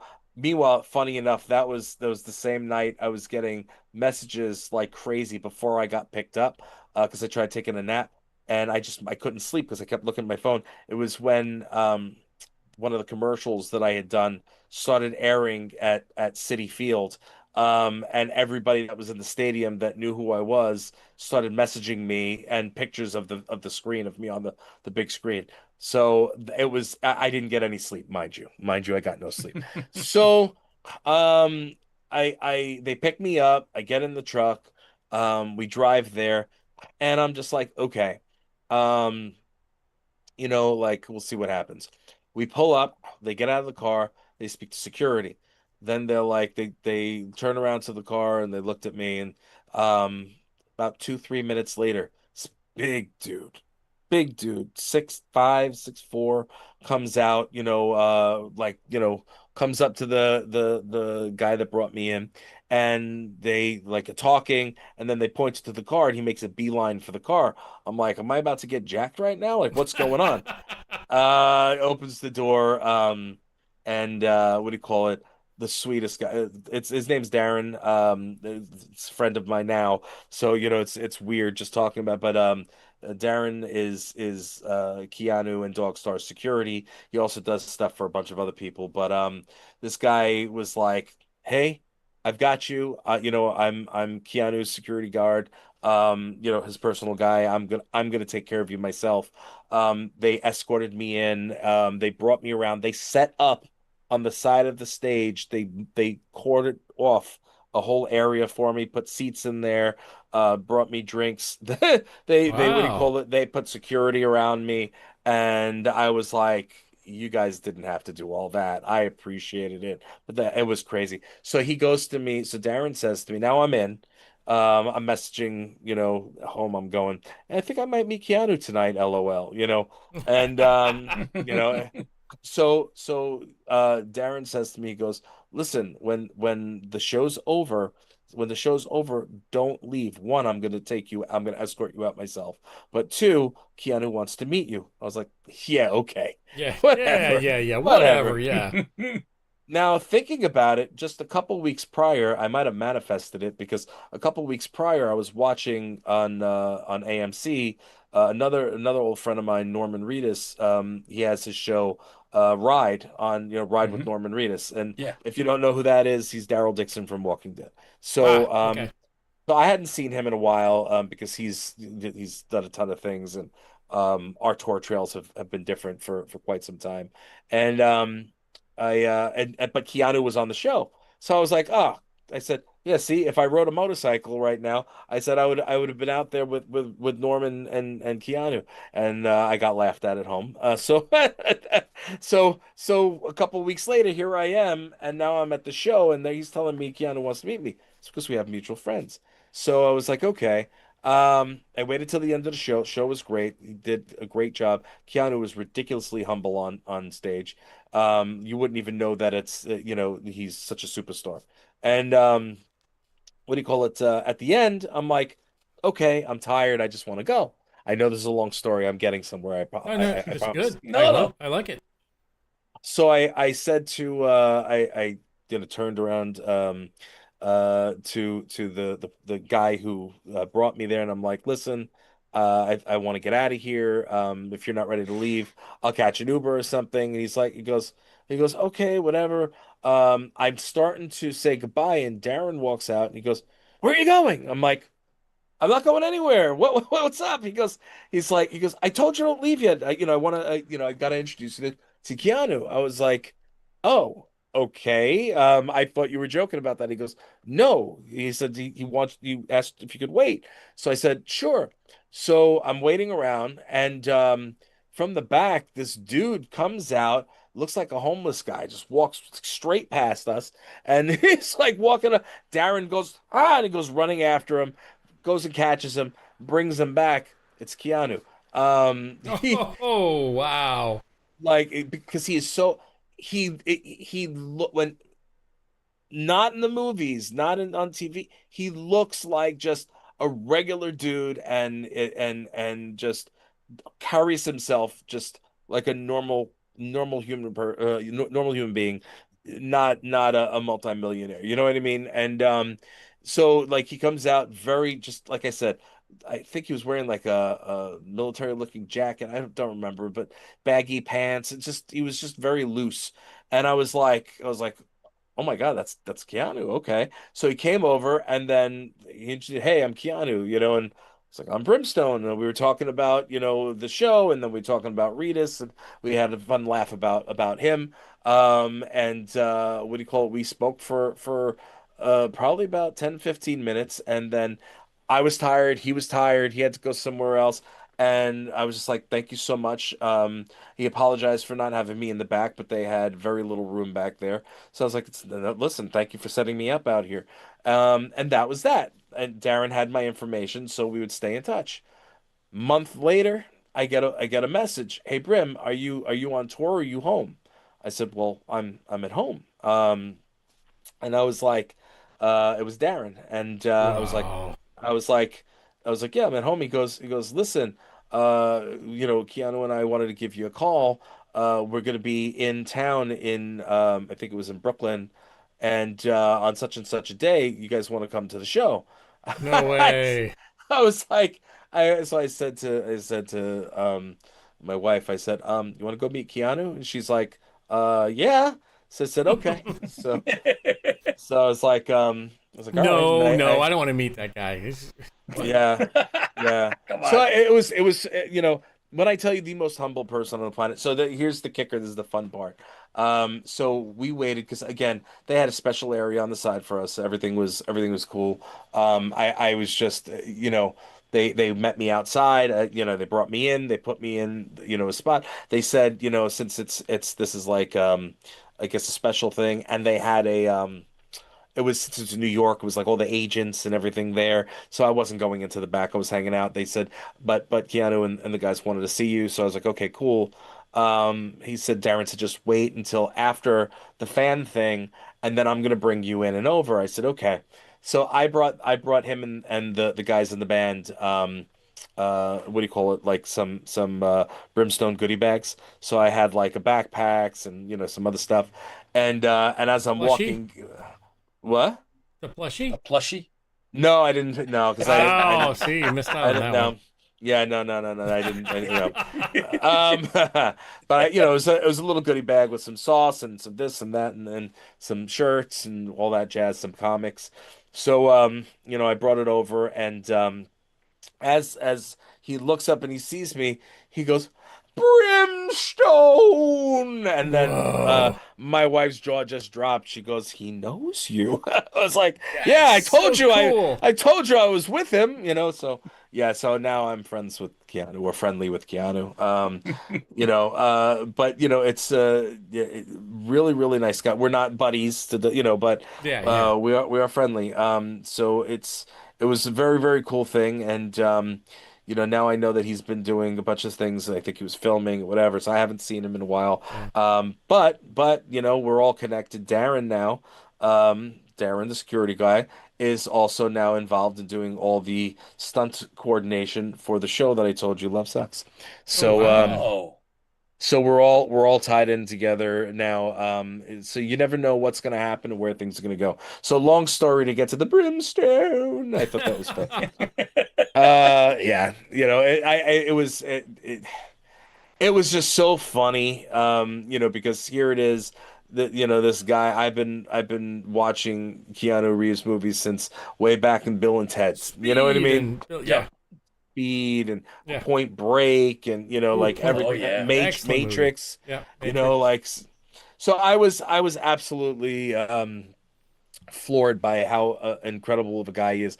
The most down to earth, sweet, giving person. So That's cool.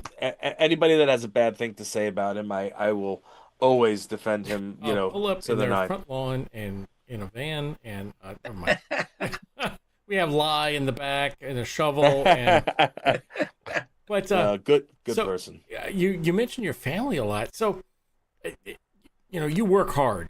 You're going places. You're going and doing specific things and creating the Brimstone brand and everything else. What is your how is your family handling this? What's your work life ratio? How do you handle that? The balance. Yeah, Well, how do you handle that balance? it's very difficult.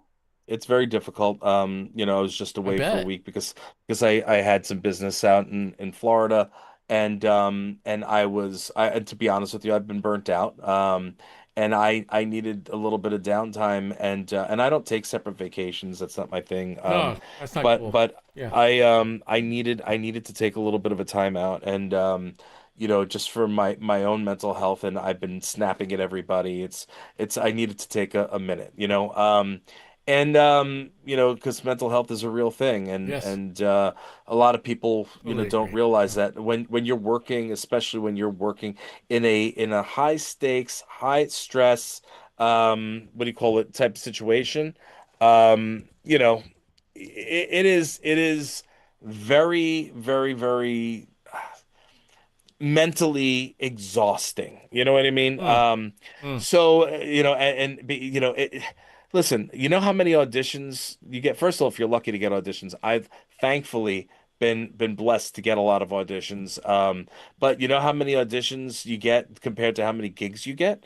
Like it is a constant revolving door of no's. You know what I mean? Or not even Yeah. a no. It's a non-response. And even if they love you, I've been in the past 6 months, I've been on hold, having to hold dates for about five different shows.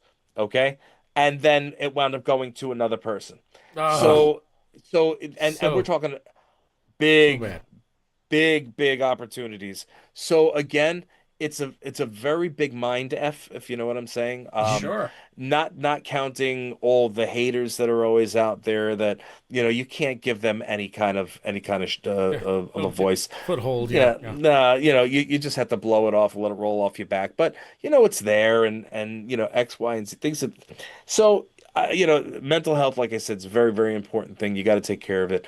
But in terms of the business, I mean, my daughter, my youngest, she likes to do events, and likes to go to events. So we started to go to an event, and then her and I'll do like a little collab of sorts on social media.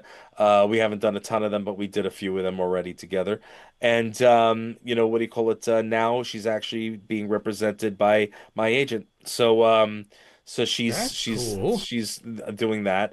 My oldest daughter is, upstate.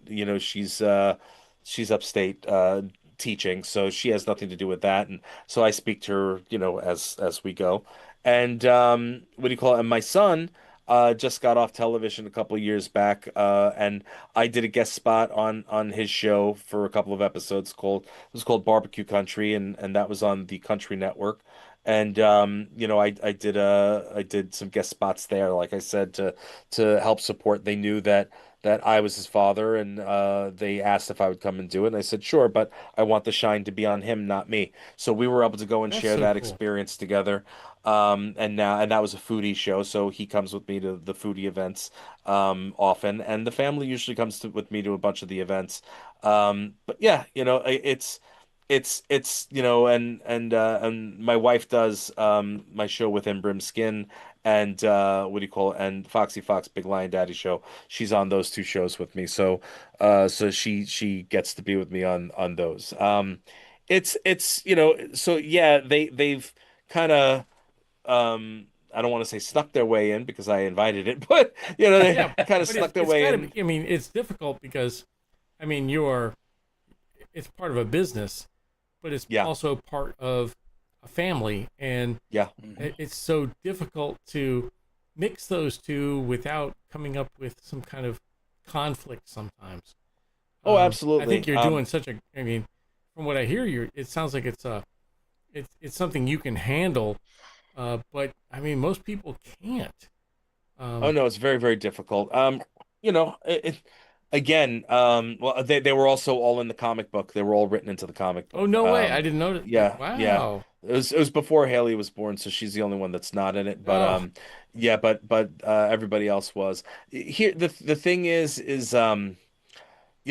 with when I was in music, like I said, that was a five-way marriage. It's hard enough to keep one marriage going, especially when you're in 50 different directions. But we've been with each other for 24 years. It's oh, been a long that's time. Wow. amazing. And Congratulations. Yeah. do I want to say everything is glorious all the time? No, everybody has their No, issues, it's but a challenge. um Yeah. but Yeah. like we're here and we're doing the best we can. And I try to involve them in whatever I can, and sometimes I need to go solo. Yeah. But for the most part, I try to involve them in everything if possible. And they all embrace it because they have to at this point. You know, well, she's told me plenty of times. She said, I wish you'd drop it all and just be a normal nine Yeah. to five Why person." did you work at Um, Walmart? Yeah, it'd be a door greeter. Yeah. uh, can you imagine? Can you imagine? Hi, welcome to Walmart. Oh shit, I'm not going there anymore. Nah, but she's very good. She's very supportive. And she's understanding. And like I said, I've been going through the ringer for the past couple of months mentally. So, I'm not going to kill myself, don't worry. But Ah, I mentally I've been going through the ringer because there's been a lot of it's a lot of stress, a lot of pressure.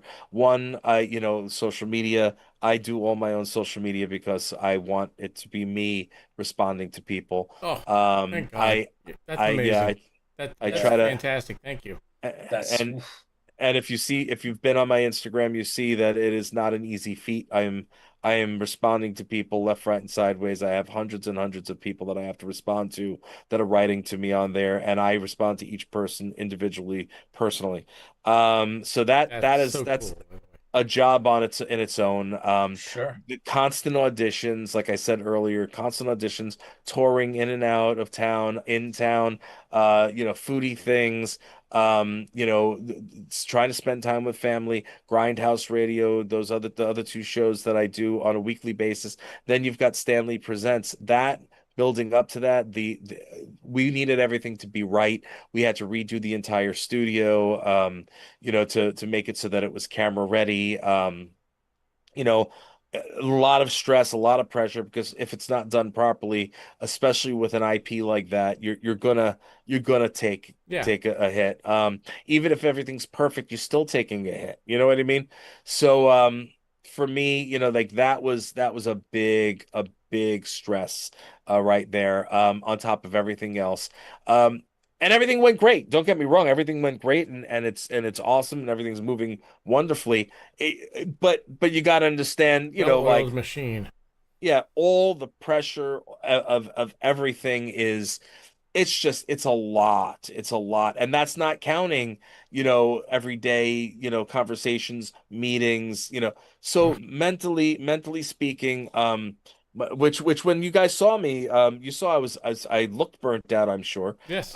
Well, I My didn't want to say that, but yeah, no, you Yeah. look listen, tired. uh, I was tired, then having to go up and speak, and sometimes you're just like, all right, I'm done, But just like Stan used to say, you're gonna get every penny's worth out of me. I'll go out there and I'll do it and I'll perform like a monkey. And and But and but you know, but you do it for your fans. I I mean, do it but I do it for my fans exactly, and that's because so important yeah, that you're capable of recognizing that the fans have made you what you are, or are mhm, going to make you Yep. more yeah, in the future. But yeah, you recognize the fans, which is so important. It's one of the yeah. reasons why we love you so much. Is Thank because you. Appreciate it. it's it's Absolutely. you recognize people. You don't just do it for X or Y. You do it for the people that have followed you for long periods of time, or Yeah, people who are in the background. You don't forget about those people, which is so important. So, I I have appreciate to it. say personally that's fantastic. I really think Thank you. that's you are an amazing person when it comes to that. If nobody else says that to you, I think you're a great person because you are doing that. You're you're allowing the fans to be part of you, and that's you're suffering a little bit sometimes because of the appearances, the business Mm. meetings, and those kind of things. But you do it for, of course, living indoors and eating, but you really do it for the fans. Yeah, You love the people that follow you. So, I want I to say do. thank you for that. So, Well, um, thank you. Absolutely, yeah. yeah, That's very sweet of you. Yeah, I do. I adore the fans. I sometimes like I said, it's rough sometimes. Because you want to make sure that everybody feels noticed. You if somebody's going to come out and spend $20 on an 8 by 10, yep, yep, or anything amount of money on anything that I have, like I want to make sure that $20 is a lot of money now. You know what I mean? yeah. I mean, And especially yeah, for people, it's all relative. yeah, Yeah, but $20 is it used to be like $100. Now, so yes, it's all relative. But $20, for some people is a lot of money, not counting the 20 or 50 or 100 that it costs them to get into an event just to come and spend 5 minutes with you or 2 minutes with you or 10 seconds with you. And a lot of people forget that in the yes. industry. Um, and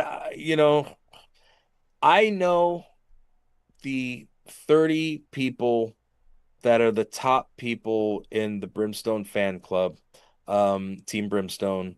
I know them by name, I know them by face. That's so cool. And when they come to see me, Bravo. Yeah. I always take extra care of them. We take extra photos. We'll spend time. I take time to talk to them, and I take time to talk to everybody that comes to me. It's if especially if I have time. That's why sometimes I like the smaller conventions better than the bigger ones because I have more time.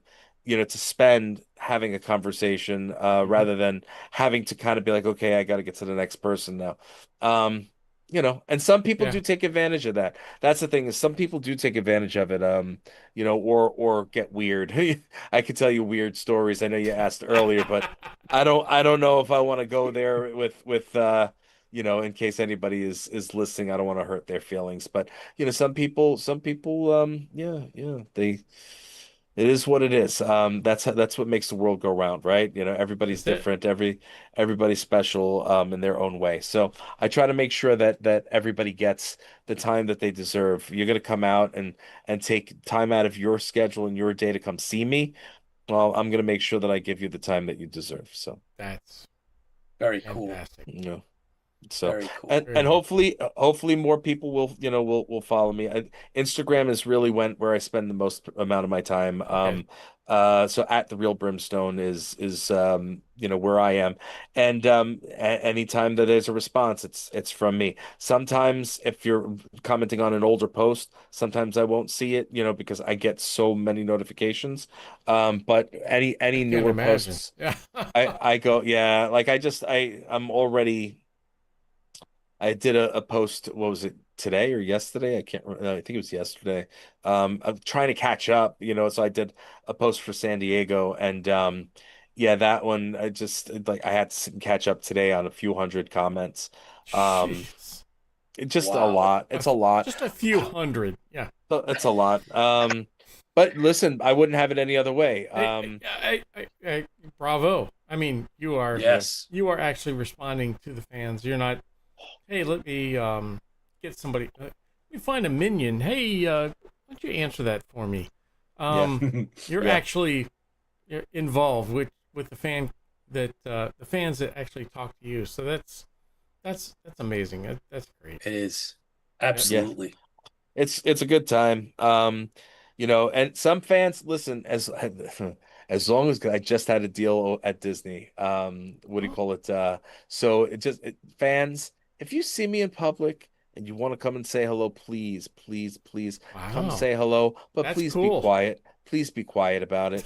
Um, I just Woo! Go, go, damn I just had to be no, I for real, I had to be what is it called?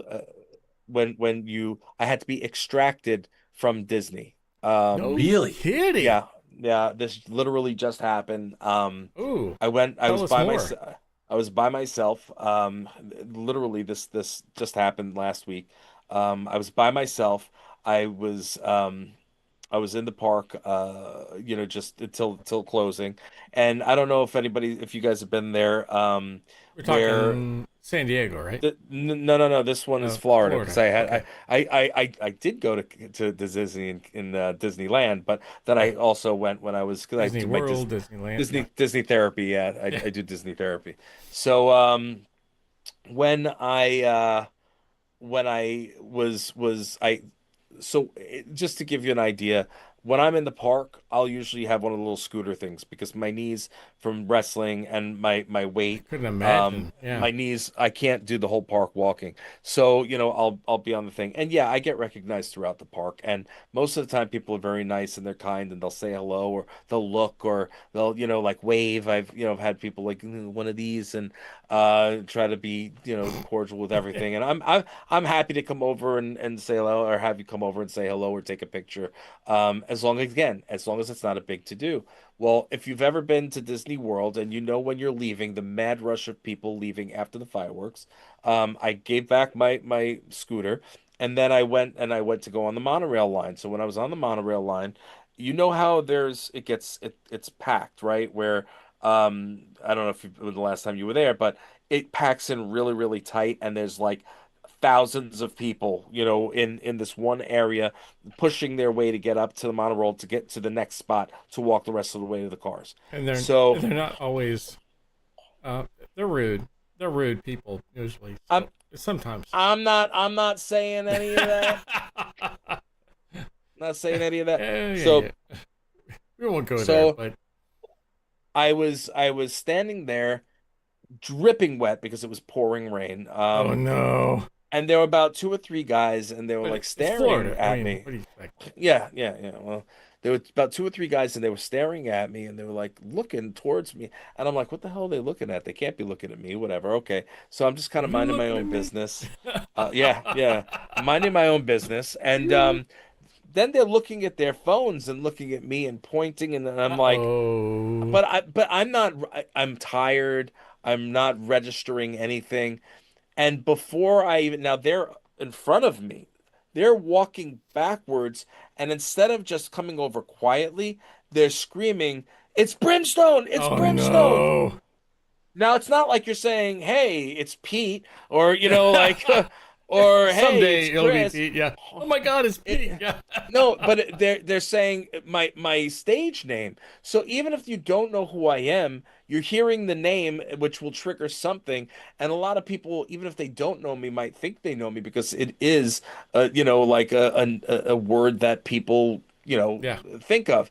And all of a sudden, without any notice, it was all the people around me came in. Now I'm there with no security. I'm by myself, and Oh all these no. people surround me.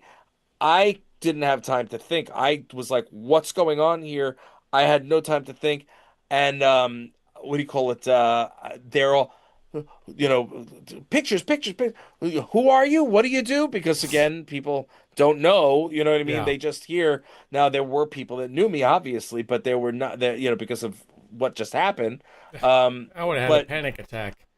well, that's what I'm saying. Like if you don't if it was crazy. So the people that were working, the guy who was in charge, his team and the security, probably about 8 to 10 people, came through the crowd, grabbed me and basically surrounded me, pushed the people away, and they extracted me away from Holy the area, cow. brought me behind the chains while people are like looking and which is kind of borderline embarrassing also because it's like like that I didn't do anything wrong but Yeah. it was causing a huge commotion. So I didn't mean to start this. yeah, so they walked me to in between the ferry and And the monorail, there's another little dock, and they have a thing called, I guess it's called what is it, a platoon or something like that? What is it called? A Pontoon. pontoon. Pontoon. Yeah. Pontoon. Yeah, I keep getting made fun of my, at home because I'm like spittoon, You wacoon, okay? raccoon.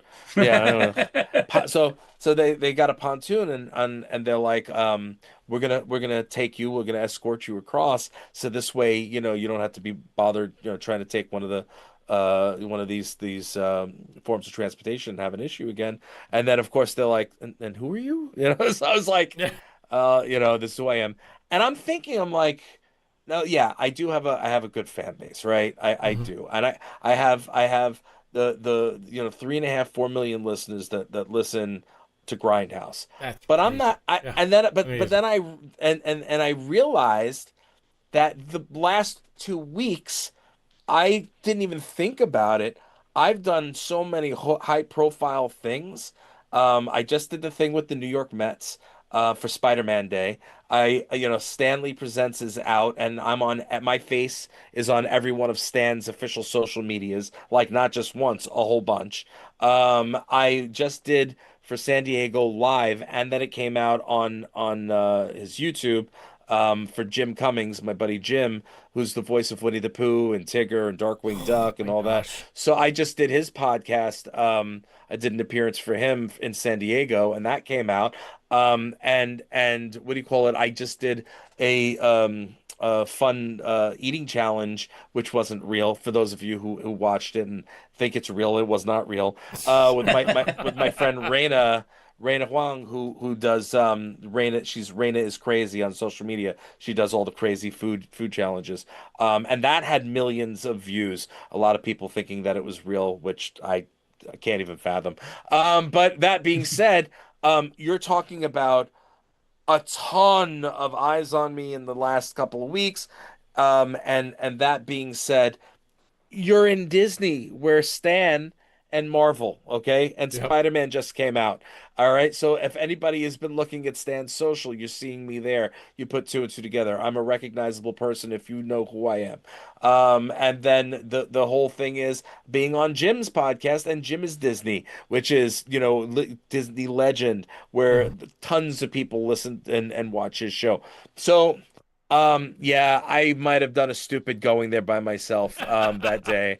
Well, Um, I didn't think yeah. about it, but that's what it was, and so and it could have been just wrestling. It could have been old school wrestling fans. I've had wrestling fans stop me there before, but they're Really. usually the loud ones. So I'm assuming that's what it was. It might have been the wrestling fans, but man, oh man, I couldn't even process it fast enough, and it was just like picture being just standing there where it's already cramped up and people on top of each other, but then hundreds of people just pushing in trying to get to you. They would have crushed me. You know what I mean? And I'm Oh, a big Wow. guy. I'm a big guy. They would have crushed me. But it scary. is what it is. It Yeah. is what it is. I appreciate the love. If you love who I am and you want to meet me for real because you know who I am, I'm okay with that. Don't come shoving a camera in my face asking who I am. Ooh. And Yeah. and you know what I mean? Don't be That aggressive. Yeah. Don't be aggressive no, about it. Nah, no, that's not That the way to that's do it. great. Yeah. no. Gotta have a little bit of decorum. I've had Oh However, my gosh, I got so many other I've had, questions that we could ask. go You need ahead. to come. You Ask need me. to come back on. you gotta we need a part two. We I'm have We part gotta have here. a two for part two, sure. Brimstone. I Yeah, mean, yeah. I want to say thanks to your family for, you know, it's the all of the work that you do Yeah. to The make ends sacrifices meet and go all around. exactly sacrifices. Yep. Yeah. Yeah. Absolutely. We know a little bit about that. Yeah. Yeah, I We know a know. little bit I have about that. people come up to me all the time asking me for my autograph, but no, that's not We talk necessarily about at true. home. But Yeah, the home thing. The home but thing. you're a fantastic. You really love the fans, And we I can say- appreciate that. Yeah, that's great. I mean, there's not a lot of actors or people who are famous or Celebrities in the like business, you like celebrities Brimstone, yeah. that will interact with the fans. Usually, a lot of them are Yeah. like, let me just sign your stuff and move on, get away from me. Yeah. Yeah. But it seems like you are, appreciative of the number of people who, recognize you, but are respectful in Mm. regards to coming up to you and asking for autographs or But that's a pictures or lesson. those kind of That's things. a lesson that should be used Yeah, whenever you're dealing with, a celebrity. You should yep, be, a little mindful. That's all we ask. exactly. I Just a little mean, mindful, especially like sometimes you're eating or sometimes, yeah, you're at sometimes a you want to be break. It's with your happened to us and family. we're not Yeah, celebrities. So yeah, yeah, we don't we have get that it. problem. Pete and I Yeah. don't. Oh, well, Pete doesn't have that problem. I have that problem all the time. So it's just it's horrible. I mean, gosh, Yeah, yeah, I have yeah, people yeah. asking me for my autograph and wanting to Yeah, know yeah, yeah. my opinion on Brimstone, AI. But we need you back, man. We need you to come back. this is Like I said fun. earlier, This has been when you have great. the book, come back and we'll Oh we'll yeah, we'll do a definitely. part two and we'll talk all about some of the other stuff, man, Yeah, as because soon as we the love book your hits stories. ebook, let me know. We will Oh put it out. yeah, for Yeah. sure. It's gonna be. It's. I really wanted it to be this year. I just don't know if it's gonna wind up being this year. It might be into next year because it takes so long. The reason Really? for it is because I was gonna publish it myself. And my family is telling me no, this is too good. You need to go Hmm. through. An actual, another, not an act, Publisher. because I am a publisher. I am a real publisher, but something bigger because that has a much bigger that has more availability to get the book out into more places. Right. Because the story is there, you know what I mean? The name value is there. Totally. Yeah. Not even me, the people that are in the book, Nichelle and this one. And that. There's so many people that are in the book. And real stories and real Yeah. conversations Yep. and real engagement and interaction, not like, oh, I met this person once for a Yeah. hot second and that But was the no, yep. you know. But you got to say that I tell Pete and you hear I say this all the time, and so everybody online's gonna say the same thing. But the important thing is that you have transferred those experiences, that knowledge, into something that someone else can see. Yeah. If you haven't done that, then it just sits in your brain, and unfortunately, we all have a Hmm. time frame. Uh, but Oh yeah. it's good that we've got that information. Even if you don't, hey, I don't like wrestling, I don't like this, or I don't like that. Hmm. That's okay. But you have the ability to put it into a book. You have the ability to put it into writing.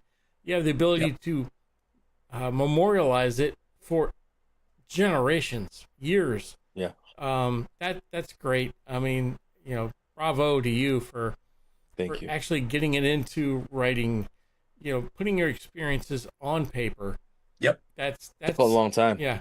I Took a mean, long yeah, time. and sometimes it's like when you write stuff like that, it's frustrating. Like I'm writing novels and stuff like that. I was like, I want to get this out, but if you don't start, you can't finish. Right. So, Right. I mean, Mm. it's fantastic that you've created I mean, and maybe I don't want to say this, but there's a limited audience for that book. Mm. There's a limited amount of money that you're going to make off of it. But it's important that the story or the experiences live Is on out. forever, Absolutely. Yeah. forever. So, I started I started writing it probably about 15 years ago, way before I wow, should have. Way before I should have. But I'm glad I did because a bunch of the things that I had in there was before my mother passed away, but and I was able to get information and it was before other people passed away and Hmm. that just and things were still fresh in my mind where I was able to kind of talk about them and had things that I actually forgot. yeah, So, there you go. I mean, you don't write I, it down, you will forget it. yeah, no, Oh yeah. I'm glad that I'm glad that I did start it then because had I not, it would have been I wouldn't have had half the things that I did have before I added all the new stuff in.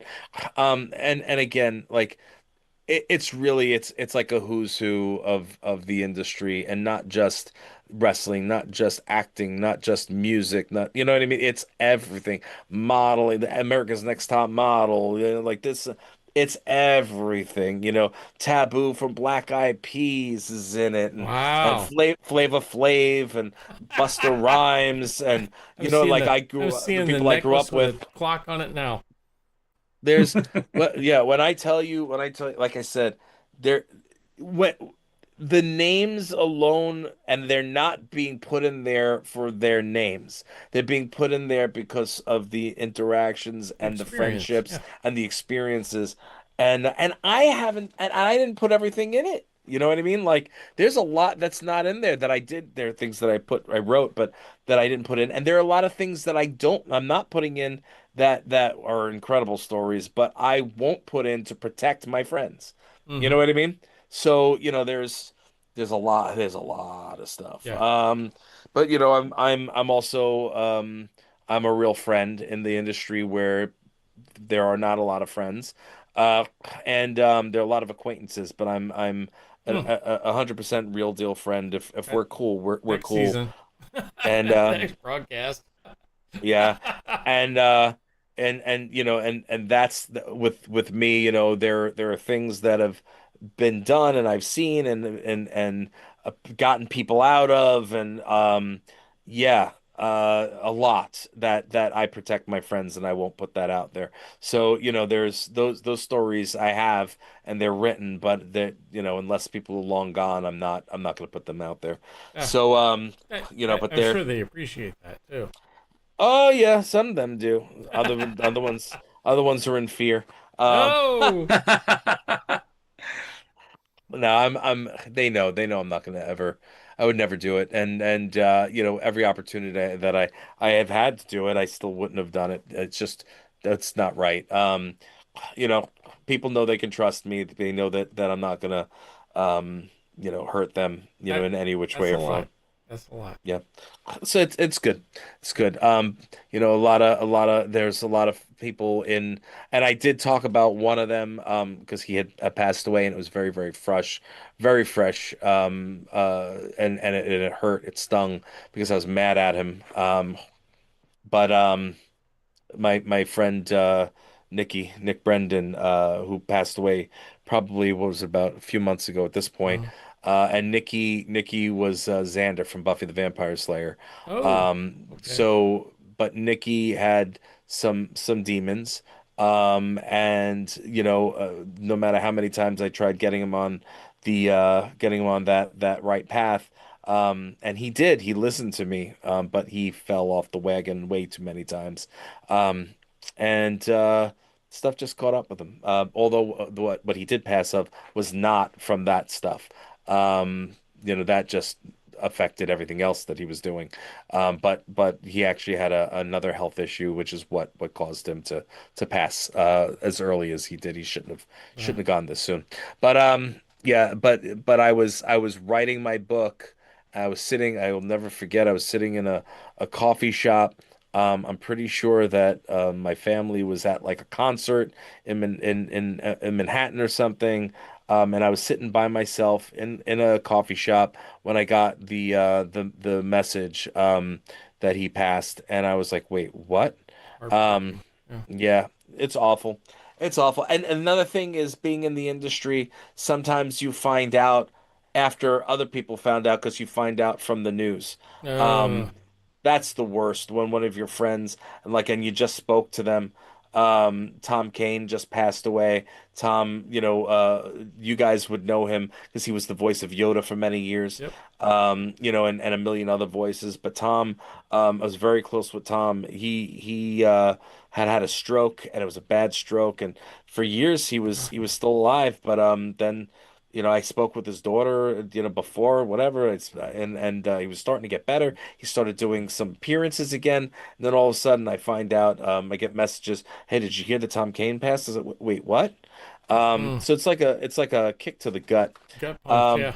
yeah, but anyways, yeah, lots of fun stories in that book. I started way sooner than I should have, but I picked it up this past year and I started writing. And maybe that's because I felt a little bit of my own mortality. Yep. I'm going to We be all. 52 Yeah. this year. Yeah. So Okay. 52, and half my life is gone, if not more than half. And I wanted to get this done before it was too late. Yeah. Good thing. On that note, So Brimstone, we want to have thank you you. back. You're an Oh, we amazing Yeah. definitely want person. you So back, Yeah. man. I'm sorry I talked over 100%. you. Now I talked overtime. no, no, it's fantastic. So It's awesome. yeah. We love it. So I appreciate your input. I appreciate your respect for your fans. I Thank you. appreciate And your your candor. family that puts up with Yep. the difficult things that you have to do, to put, Yep. food on the table. But Yeah. we want you back. So Sure. Definitely want you back. yeah, Sure. As soon as next time, make sure I get all the information ahead of time. I'm sorry about that. Too many people have been out of the country. Pete's been in England. I think John is in Germany. I don't really know. Germany. Yeah, Yeah. Germany. John's in Germany. I just got back from England. Yeah, so But I've been the only I one in think the no United excuse. States lately. So I think John was the one who was supposed to send me yep, the stuff. yep. Yep. I Yeah, sent it to you today. So yeah, no, but thank you. Because I was looking, I go, I yeah, have a show, it I it have a show to do tonight. it, I don't it have any of the wasn't. information. Yeah, I apologize. It wasn't very professional, but it's so great to have you on. I So. appreciate it, Absolutely. and I'm just teasing you guys. I'm not. I'm just picking on you. Just but, picking, yeah, but but we should, do better. that's all good. It's all good. But But thank thank you you so so much for much. having me. Yep. I Brimstone, So, this is to you. yeah. Cheers to Thank you you for and you supporting your fans keep it and going. doing the thing you do. Appreciate you. Yep. Thank you so much. Hit me up at The Real Brimstone on Instagram. TheRealBrimstone.com is my official website. You can find pretty much everything and anything Yep. there is to do with me there. The Meowsons is coming up soon. Cruncher and Victor and Cruncher and Victor, one of the others, another animation is coming out soon. Ooh. You can see everything I'm doing. Usually on social, I post everything. So, thank you guys so Yep. much for having me. And, I appreciate you. and if you look at your clips in the what is the text, you'll find Yep. also all the information. we All the put out. links. So, here's to you, Here's sir. to you. Thank you so much. Here's to the fans. Fans fuel the fleet, everybody. Yep. Till next time. Till next time. Here you go. There you go. That's it, Am I- baby. There you go. Doing it Live right. long and prosper. Live long and prosper. And for food hounds, I said eat well and prosper. Eat Ah. well. I like that. All right, everybody. Good night. Take care.